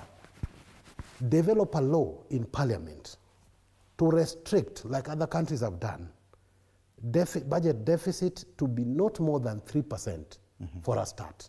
And if we were to do that, that would be like, for example, the current budget, you would not do anything above 500 billion. We are doing close to $1 trillion. That is not sustainable. Do you think that this aspiration, what the president has told us, aspiring to go the Singapore way, the 5 trillion shilling infrastructure fund, actually threatens to worsen the situation, the debt situation? Is it possible to fund this totally without touching the budget? No, in principle it is possible, because it's looking at other sources. If you you move away from certain government assets that we have in, for example, Safaricom, with the correct valuation, you would bring in seed capital there. We have gold and mineral deposits across the country, which a percentage of it then can be gleaned towards that fund. It is possible over time. 3, we have something very important here that people don't want to talk about, and it's probably the main key to unlocking the potential of our country. That is our savings culture. It is through the growth of NSSF that we can be able to develop this country. Okay. And we can borrow from countries such as Singapore. In Singapore, 20% of your salary, mandatory savings. And then the employer puts in another 17%. So 37% goes towards saving. Today, Singapore has savings that is close to 57% of their GDP. Okay. Kenya, we are at 14%. And we have moved to 14% over the last 2 years because of the reforms in NSSF. If we unlock those funds, but with a rider, NSSF must be reformed and the funds they are ring-fenced from potential abuse. Because if an entity that since independence has been worth 300 billion, all of a sudden in 2 years, because of reforms in the legal architecture, is now worth close to 600-700 billion, you must put in the right controls so that the funds there are invested appropriately, so that the funds there are ring-fenced, because they can be the driver of getting this country out of the morass we are in, but it also has to be accompanied by fiscal discipline. Can we say as a country that we are going to budget in the subsequent budget, which is currently ongoing, with that level of deficit that is low, and 2, cut down wastage in our public space, because we have refused even to implement e-procurement, which would have saved us 300 billion plus. I'm looking at your face, Arnold, and you don't look as optimistic as FCPA here. First of all, this year is quite fundamental in many ways. Number one, we have got the first batch of CBC students reporting in a couple of weeks. You see how chaotic that transition has been. And I would always say that chaos in public space are not inevitabilities. That is a failure in leadership. We have had a number of years, I think since mid-2000s, we were working on coming up with a new system as we tried to refine the last bit of 844. So we always knew we were going to get here. So when we are having several reviews of how people then are placed, then we give parents this hope, quote unquote, that it doesn't matter how the child performs, all of us, we will be transitioning. And the way the messaging was done, it made people to think that somehow CBC would be, you just get going. Now, all of a sudden they realize that the grading in the last, or rather the 3 exams that they have done, somehow contributes to where the child goes, the pathway they pick, and then parents are livid. So that for me, it's really going to define the year going forward. We are likely going to see the return of competition, because somehow they will actually, they will tell you that you will not even see the results. Somehow that is how it was marketed. That's how CBC was marketed, that you will not be receiving the results, you will not be seeing it. But then the question would be, how then do you determine who goes where and how without necessarily there being results? So of course we've seen there is results. People are being placed according to how they have scored at different levels. And all of a sudden people realized a lot of parents are actually feeling they were gamed. We were played because it's still the same thing, differently clothed. So that level of policy chaos should really be worked out. Of course, it's going to define the year. It's going to actually have a big impact on education. The second bit of it, of course, being a year before an election, I know that the government of the day will want to consolidate what they have done in the last 3 years. So we are going to see a little bit of consolidation. You've seen the president, of course, he's first moved on from bottom up to now Singapore. And we are speaking about, no one is asking questions about the bottom up. Now we're talking about Singapore, where we are going. And if you look at it and knowing how we've actually have done political narratives in this country, it's so much static and not signal. The Singapore song is not direction. It's too much about narrative development and having control of how the country talks and gets to move forward, and it's not giving us direction. Because look at this, even if you have to look at the quality of life, Article 43 of the Constitution already has set for us the standard of where we are going, the highest quality of life. So if you pick Singapore, which actually in the if you look at the quality of life index is actually number 28. You will want to ask why the president has picked a country that is number 28 and not Switzerland, for example, that is number 1, and probably Norway. So, and because they know that as a country we do not have a culture of probably looking at these issues, you run around with this sloganeering and not thought leadership. Like I said, if you look at that particular song, it's so much static and zero signal. You don't get anything moving forward out of it. So even the terms that, or rather the things that that sound quite revolutionary. You know, you're talking about the infrastructure fund, you're talking about the sovereign fund. Politically, because I'm a practicing politician and politics is literally, as a public or rather government technician, I'll tell you this, that the president is simply running away from the budgeting process. 2024 taught the president that budgets are actually very polarizing. Because Parliament, in the Constitution 2010, Parliament is no longer a late endorser to budget-making process, but a budget-making body.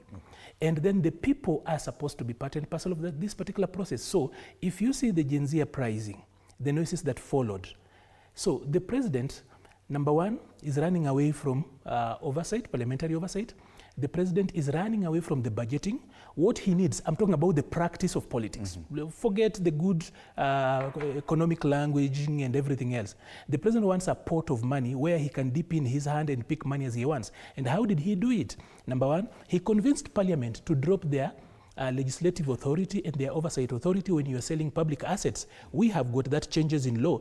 Then now you come up with the infrastructure fund. You tell guys, okay, we will sell a little bit of our public assets, which now Parliament no longer has got the oversight power, put it in that money. And as much as they've not spoken about it in Dimuli, just a moment, is that then we are going to take a short break, yes. We are going to see the president then now start talking about securitizing the infrastructure fund. That is the next stage we are going, because he needs money to build roads. He needs money to show people that he has consolidated his watch on duty. Okay. And this year, if Parliament, now that they've actually been recalled, we will soon have a language of securitizing that fund. Allow us to take a short break. When we come back, I know when Omolo would want to respond to that, as well as the issue of the referendum that was brought about by Prime Cabinet Secretary Musalia Mudavadi. You're watching Morning Cafe.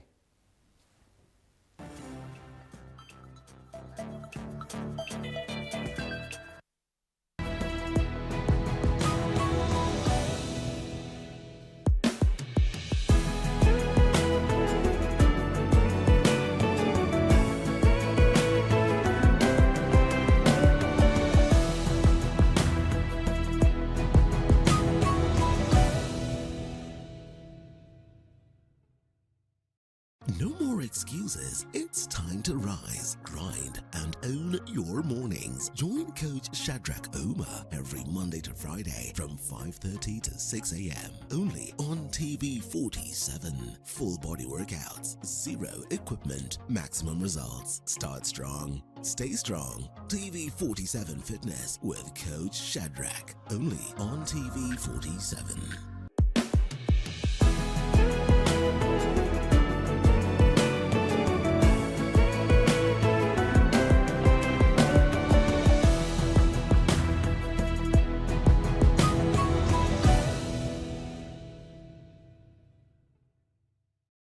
Looking for the perfect way to kick off your weekend? Pole.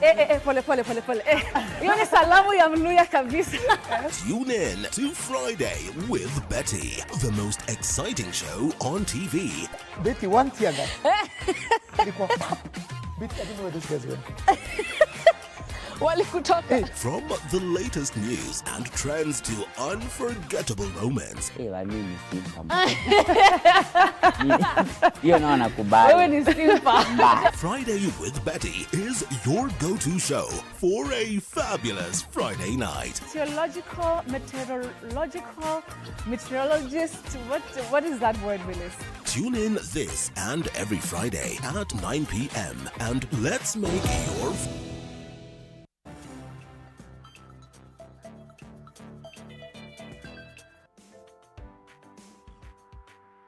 All right, welcome back. You're still watching Morning Cafe on TV 47 with me, Freddy Ndimuli. Continue wishing you a happy new year 2026. And that is what we're talking about, our hopes and fears for this new year.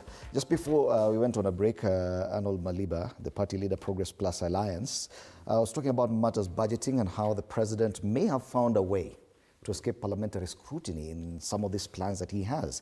And while you were saying this, I saw Banomolo shaking his head. You don't agree with that? I think the journey towards setting up both infrastructure fund and sovereign wealth fund first begins from policy, which the cabinet has already passed. The next is the bill. The bill comes before parliament. So even without talking about anything else, it will go through parliament. Parliament will pass it through public participation. We will have an opportunity to have our ideas on it. So only when that is done should you then be able to even think about how this works. So issues around securitizing, all those should be ring-fenced. And if we are following what other countries have done around sovereign wealth fund and the infrastructure funds, the structures are already there globally. So yes, it is possible. It is a pool of resources for key turnkey national development projects, but the challenge is not just for the president and and the members of parliament. It's for you and I. We give submissions towards these funds. There's been very serious concern raised about the conduct of this parliament. He just alluded to the fact that parliament itself gave away its powers when it comes to privatization of public assets. Don't you agree that the level of public confidence in the houses of legislation is really wanting? And yes, someone could get away with a lot. I think, of course, there's that risk that can be abused. That I don't disagree with.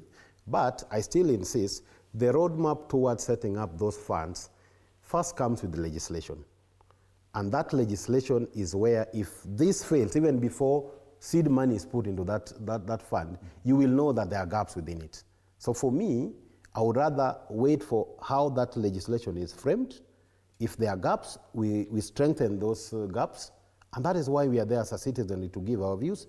If there are risks such as the ones Maliba is raising, it is very easy to ring-fence that through even our court system. They can be able to outlaw what is not right within that space because principles of public finance are there. Yes, they've been abused before, but the legal architecture has an opportunity for you and I to give our views and strengthen it. And for me, while there could have been things that are wrong in the way public infrastructure or public parastatals have been offloaded, especially the issues around Kenya Pipeline, let us also not forget that offloading of public parastatals has not begun today. It's been there for a very long time. And I get the feeling that the discussion around this could actually become one of the big discussions around this year.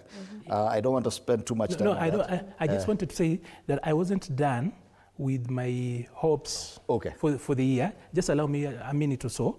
The other bit that I thought, or rather I think is very, very important going forward, is that everybody is preparing for the run, the people in politics, like Alai said, that now opponents are coming to the ground and now starting to question where you've come from. But then this, for me, the one thing that we really need to look out for this year, if you're interested in good governance, is finance campaign, or rather campaign financing. The MP for Fafi, Salah Yakub, some point he's known for having, immediately he came into parliament, the one thing he wanted was a term extension for the president.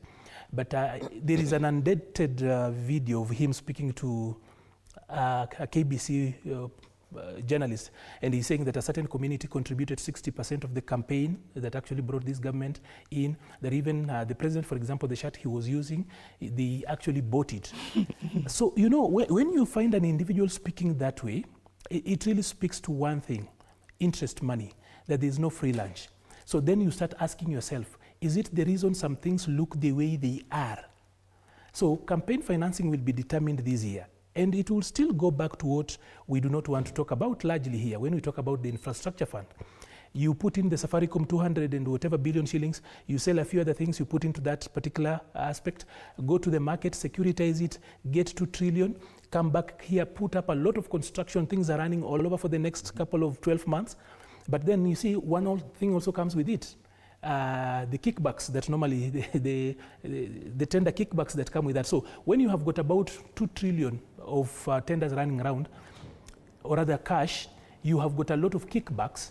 That definitely feeds into next year. So it should not be lost on us, because we are not children here. We are all old people. It should not be lost to us that too, this could be the year of the scandal. But finally, to ODM, I think I just need to remind the ODM people this way, that the sheep had guard dogs. They were very good, and the guard dogs would always bark at the wolves that would want to come and eat the sheep. So siku moja the wolves came in and told the sheep that, you know, we are supposed to be friends. We could be very good friends. It's only these dogs that spoil our friendship. So they convinced the sheep to chase away the dogs. Once the dogs were chased away, the wolves had a carnival. They had a feasting. So there are some dogs, let me use the word guard dogs in ODM. The people like Sifuna that are making a lot of noise. On the day those guys go, of course, the first casualty is going to be Sifuna. You expect that the second casualty, 100% will be Junet, because after chasing those that are actually spoiling the friendship with the other side, then they will go back into internal. There will be questions about why did Baba lose throughout. Then there will be that. So then, of course, you will move on until everybody else who's making noise today. I think the way Hezbollah has actually said, if they sat down and dealt with their problems internally, it will actually help them instead of what they are doing. But finally, I need to say this. There are 3 important, and I saw Alai having an issue with that on 29th. There are 3 important anniversaries this year. Of course, we are in 1 month. In January, it's normally a very delicate month for our security agencies, because literally major terrorist attacks have happened in January. So I know that our security agencies are on their best of alerts. Okay. But then, politically, we have got the 25th June anniversary for Gen Z. For everything those kids fought for and died for, it was reversed. They died in vain. I know, not only the blood is calling, but there is anger brewing. That particular anniversary could be quite consequential. The other anniversary is, of course, Sabasaba. Last year, Sabasaba, we lost more people than the original Sabasaba in 1990. The third and most important anniversary is the Raila Odinga anniversary. That is one that I know that the president will actually have a lot of control. You know, the president in Raila Odinga's funeral performed grief as theater.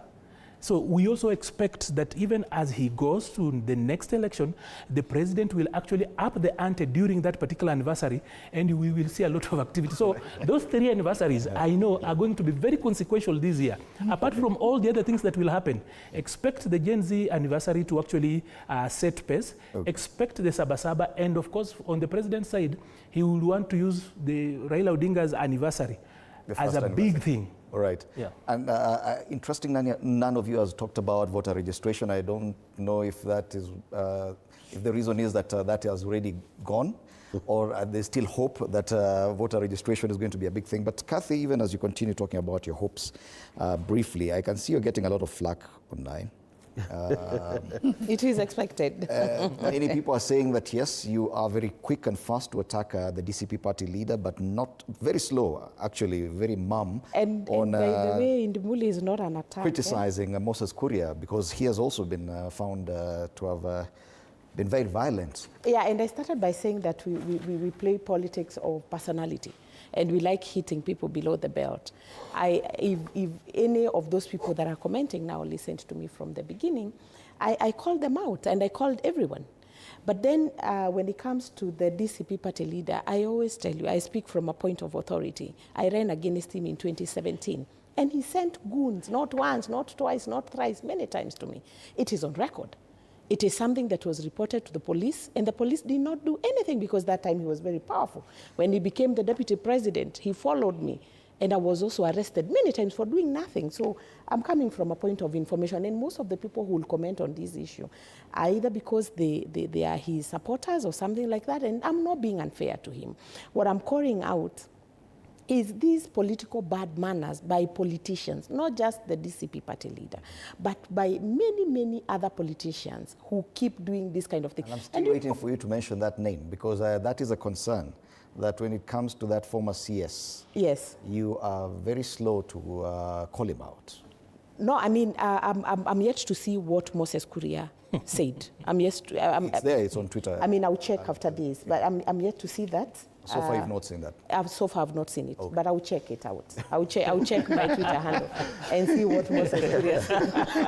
For the other one, as I said, I speak from a point of information. But then it is very important. On the Rigidi issue, I think this is not fair. You've given them enough time to contribute on some of these matters, and being the only lady, I think it's only fair that you also give me a few minutes to comment, especially on this issue of debt. You know, we do a lot of quote romancing around this issue and making Kenyans feel like we are okay. We are not okay as far as our debt are concerned. We have overborrowed, and we are trying to seal some gaps here and there, by coming up bringing or coming up with measures that are just going to address this in the short term. And by addressing it in the short term and not looking at the bigger picture does not help us anyway. Because we saw what happened when we introduced the finance bill. The young people went to the streets.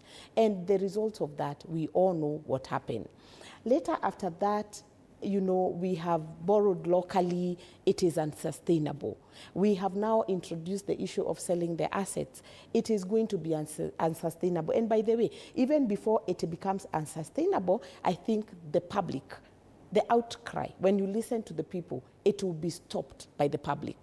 So now the question is, because we seem to be in a hurry to do all these things, yet we are not able to address the wastage, why can't we first show the goodwill and make people believe that there's goodwill to deliver and not just to acquire money so that you can continue fooling people for another period, whether it is 1 year, 14 months, or whatever you call it.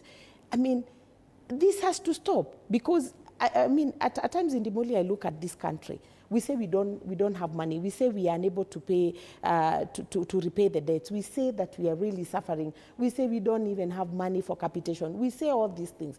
But when you look at the wastage and how politicians fly, all over the place in choppers, one small event in the village, and you can count the number of choppers in that, in that small event, 10, 15, and the kind of money that is given in churches, the kind of money that is given out there as handout. Where is this money coming from? Really, if we are in a bad situation, then we should be able to see our money, especially the money that we are borrowing, or even what you're going to get from these other, all the events and the plans to sell whatever they want to sell, including KPA and including our shares at KCB. So we need to show more responsibility. And as long as there's this kind of wastage, as long as we are going to donate hundreds and tens of millions in churches, people will continue making the noise. All right. But then, There's something that has come up here about Singapore, and I know we've had that conversation with you before. I don't think we are intentional. I don't think we are deliberate. I don't think we are honest when we talk about changing Kenya from where we are to Singapore. Why I say this is because even when we talked about the bottom up, and that is what got Rigathi Gachagua and and William Ruto to power, was bottom up. And because our people do not interrogate, and our people do not have a culture of not reading manifesto, by the way, people were just manipulated emotionally, and they followed the slogans, and they got these people in power.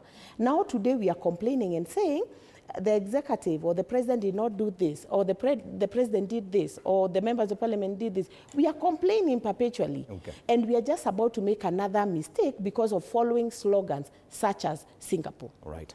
Allow me, we have exactly 6 minutes to go. So I'll give you each about a minute and a half for your final comments. There was the issue of the referendum, which has been reintroduced, curiously by Prime Cabinet Secretary Musalia Mudavadi. If you could comment on that as you make your final comment, do you think that is going to be a big discussion in 2026? Yeah, I think, and thank you for bringing the issue of the voter registration. I think that it should be a very serious issue, especially for us. I think as in GOtv, we have tried to do our best to ensure that the young people has come out to register as voters.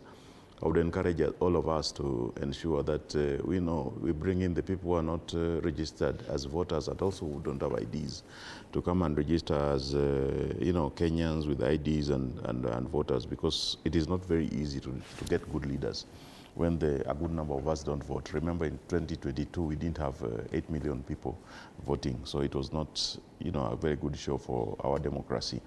On the issue of the referendum, I don't know what the intention is. I don't know, because people have blamed Mudavadi that he want to protect his job.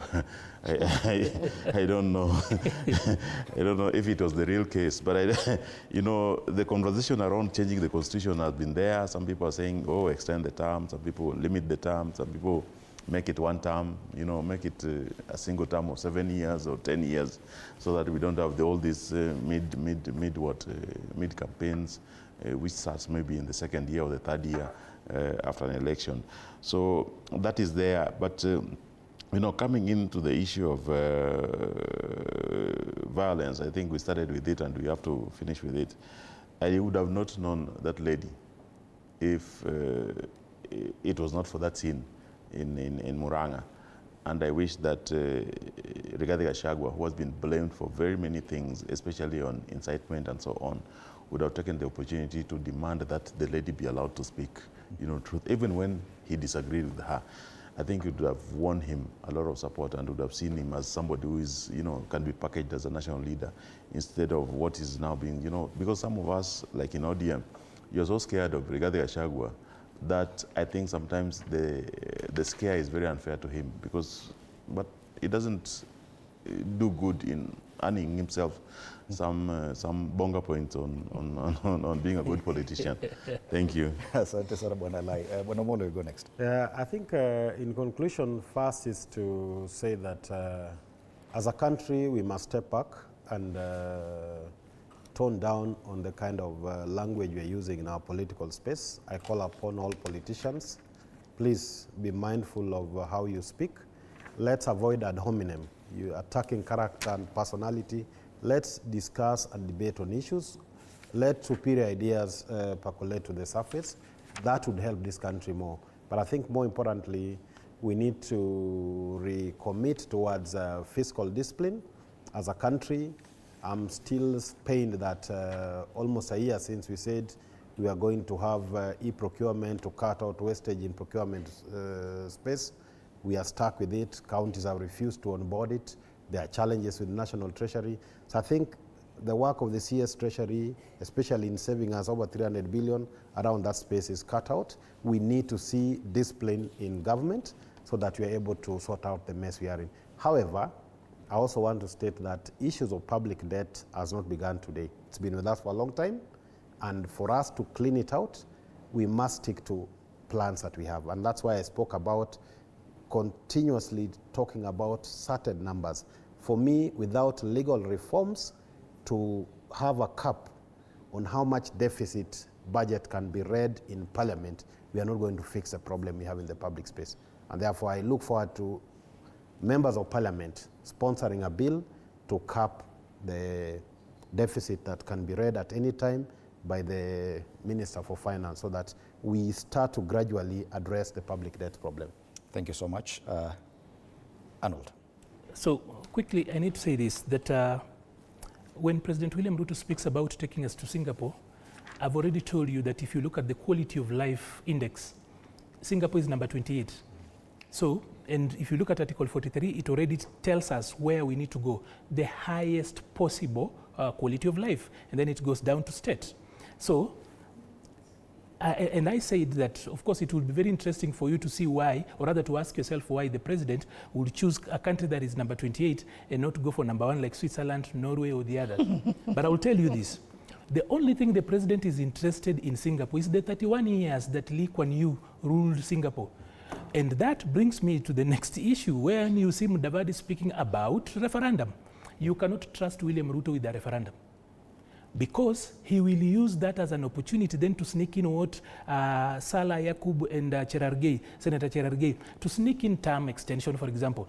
So the only Singapore that the president is interested in is the 31 years, from 1959 to 1990, that Lee Kuan Yew ruled Singapore. That's the only thing the president is doing, because literally every other thing that Singapore did to get where they are today, we are not doing that.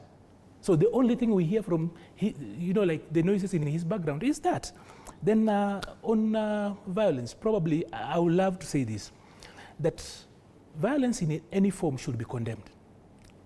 But leaders should also be a little bit much more responsible. We are not saying that Mheshimiwa Marubu, who is actually my friend, we served in the same party as officials at some point.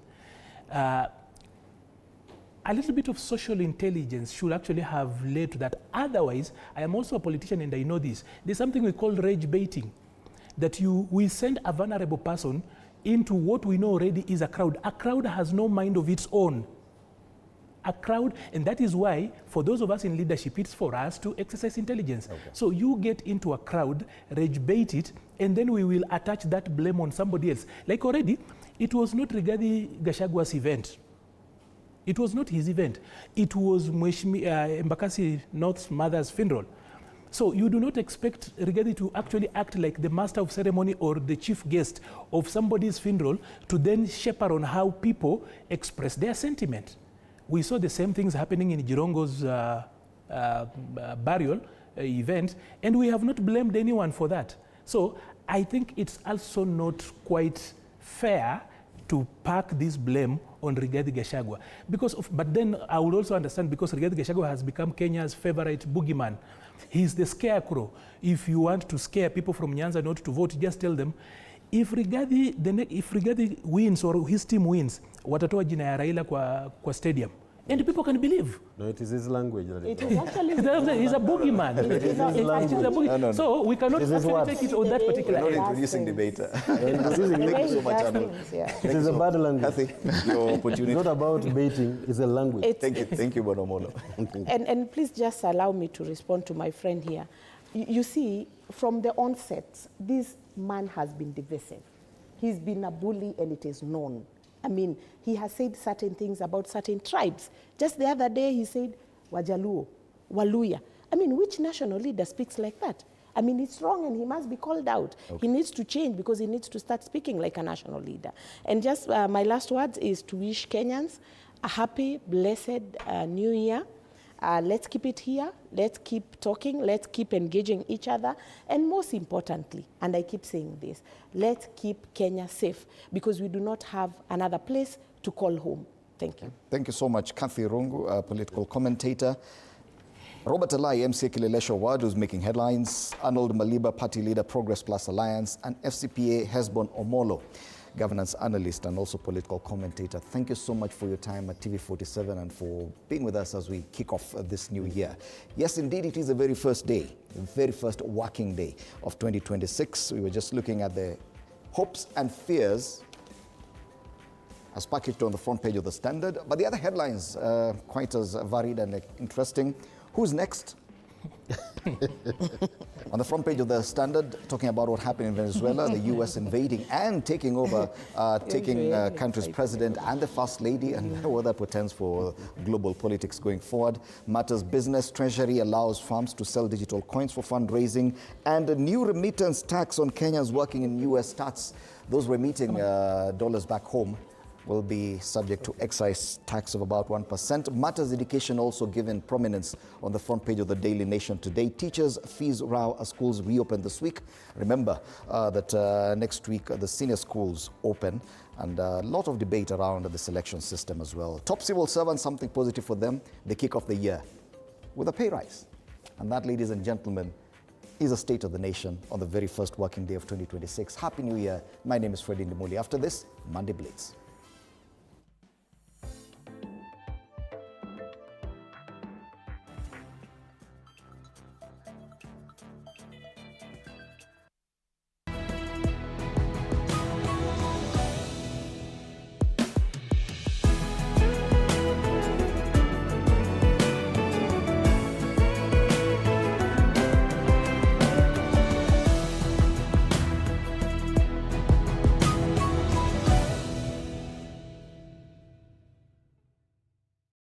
No more excuses. It's time to rise, grind, and own your mornings. Join Coach Shadrach Omer every Monday to Friday from 5:30 to 6 a.m. only on TV 47. Full body workouts, zero equipment, maximum results. Start strong, stay strong. TV 47 Fitness with Coach Shadrach only on TV 47.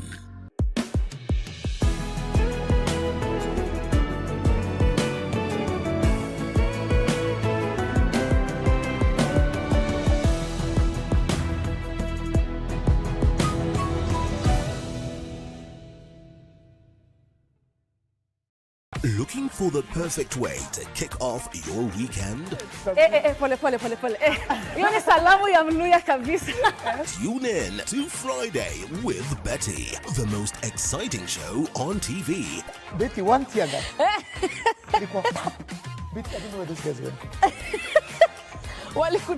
From the latest news and trends to unforgettable moments. Ila mimi simpa. Hiyo naona nakubali. Wewe ni simpa. Friday with Betty is your go-to show for a fabulous Friday night. Theological,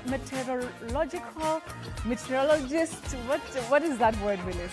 Tune in this and every Friday at 9 p.m. and let's make your Fridays unforgettable. Only on TV 47.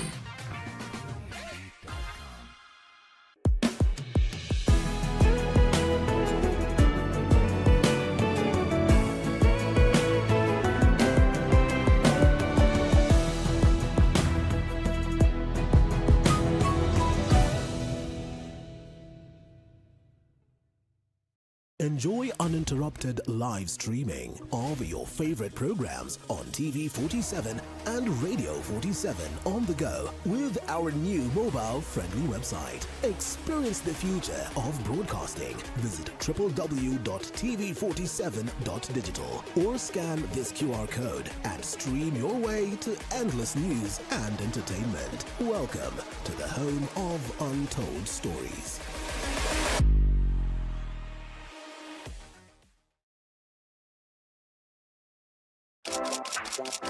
This is Kenya's #1 talk show, Dr. Frederick. My name is the Eagle himself. Dr. Frederick is my name. We are flipping the script, but guess what? Or should I say, guess who is taking over tonight's show?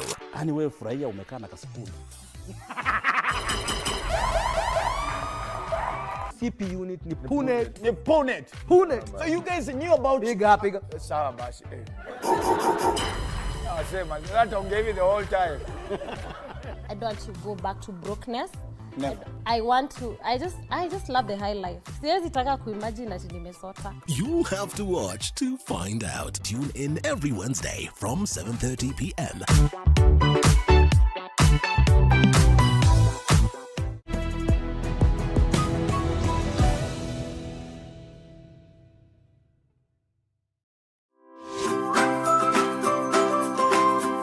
Next time you need fresh lemon juice, Microwave a lemon for 7 to 10 seconds. Then, roll the lemon back and forth under your palm on the counter. When you squeeze, you'll get more juice from the lemon with way less effort.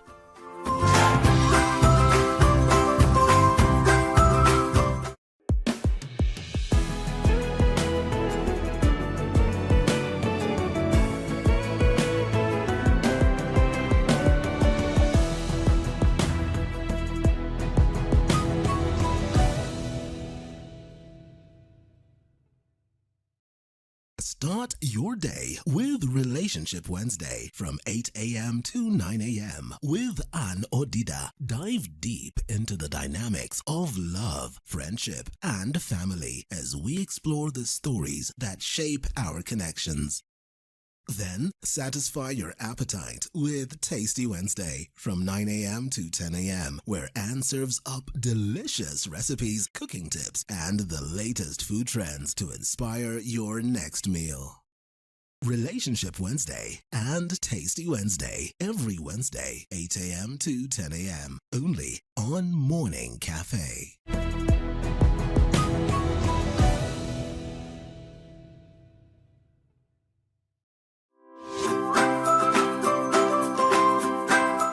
Your nose alone won't always tell you if your eggs have gone bad. To find out, gently place uncooked eggs in a bowl of cold water. If an egg sinks to the bottom, it's A-OK.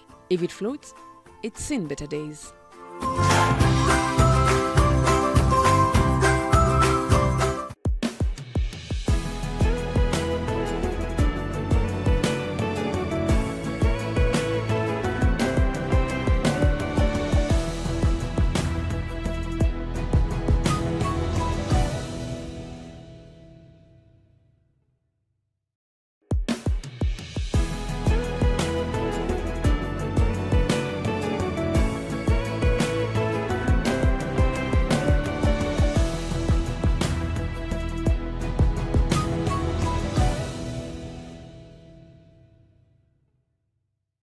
No more excuses. It's time to rise, grind, and own your mornings. Join Coach Shadrach Oma every Monday to Friday from 5:30 to 6 a.m. only on TV 47. Full body workouts, zero equipment, maximum results. Start strong, stay strong. TV 47 Fitness with Coach Shadrach only on TV 47.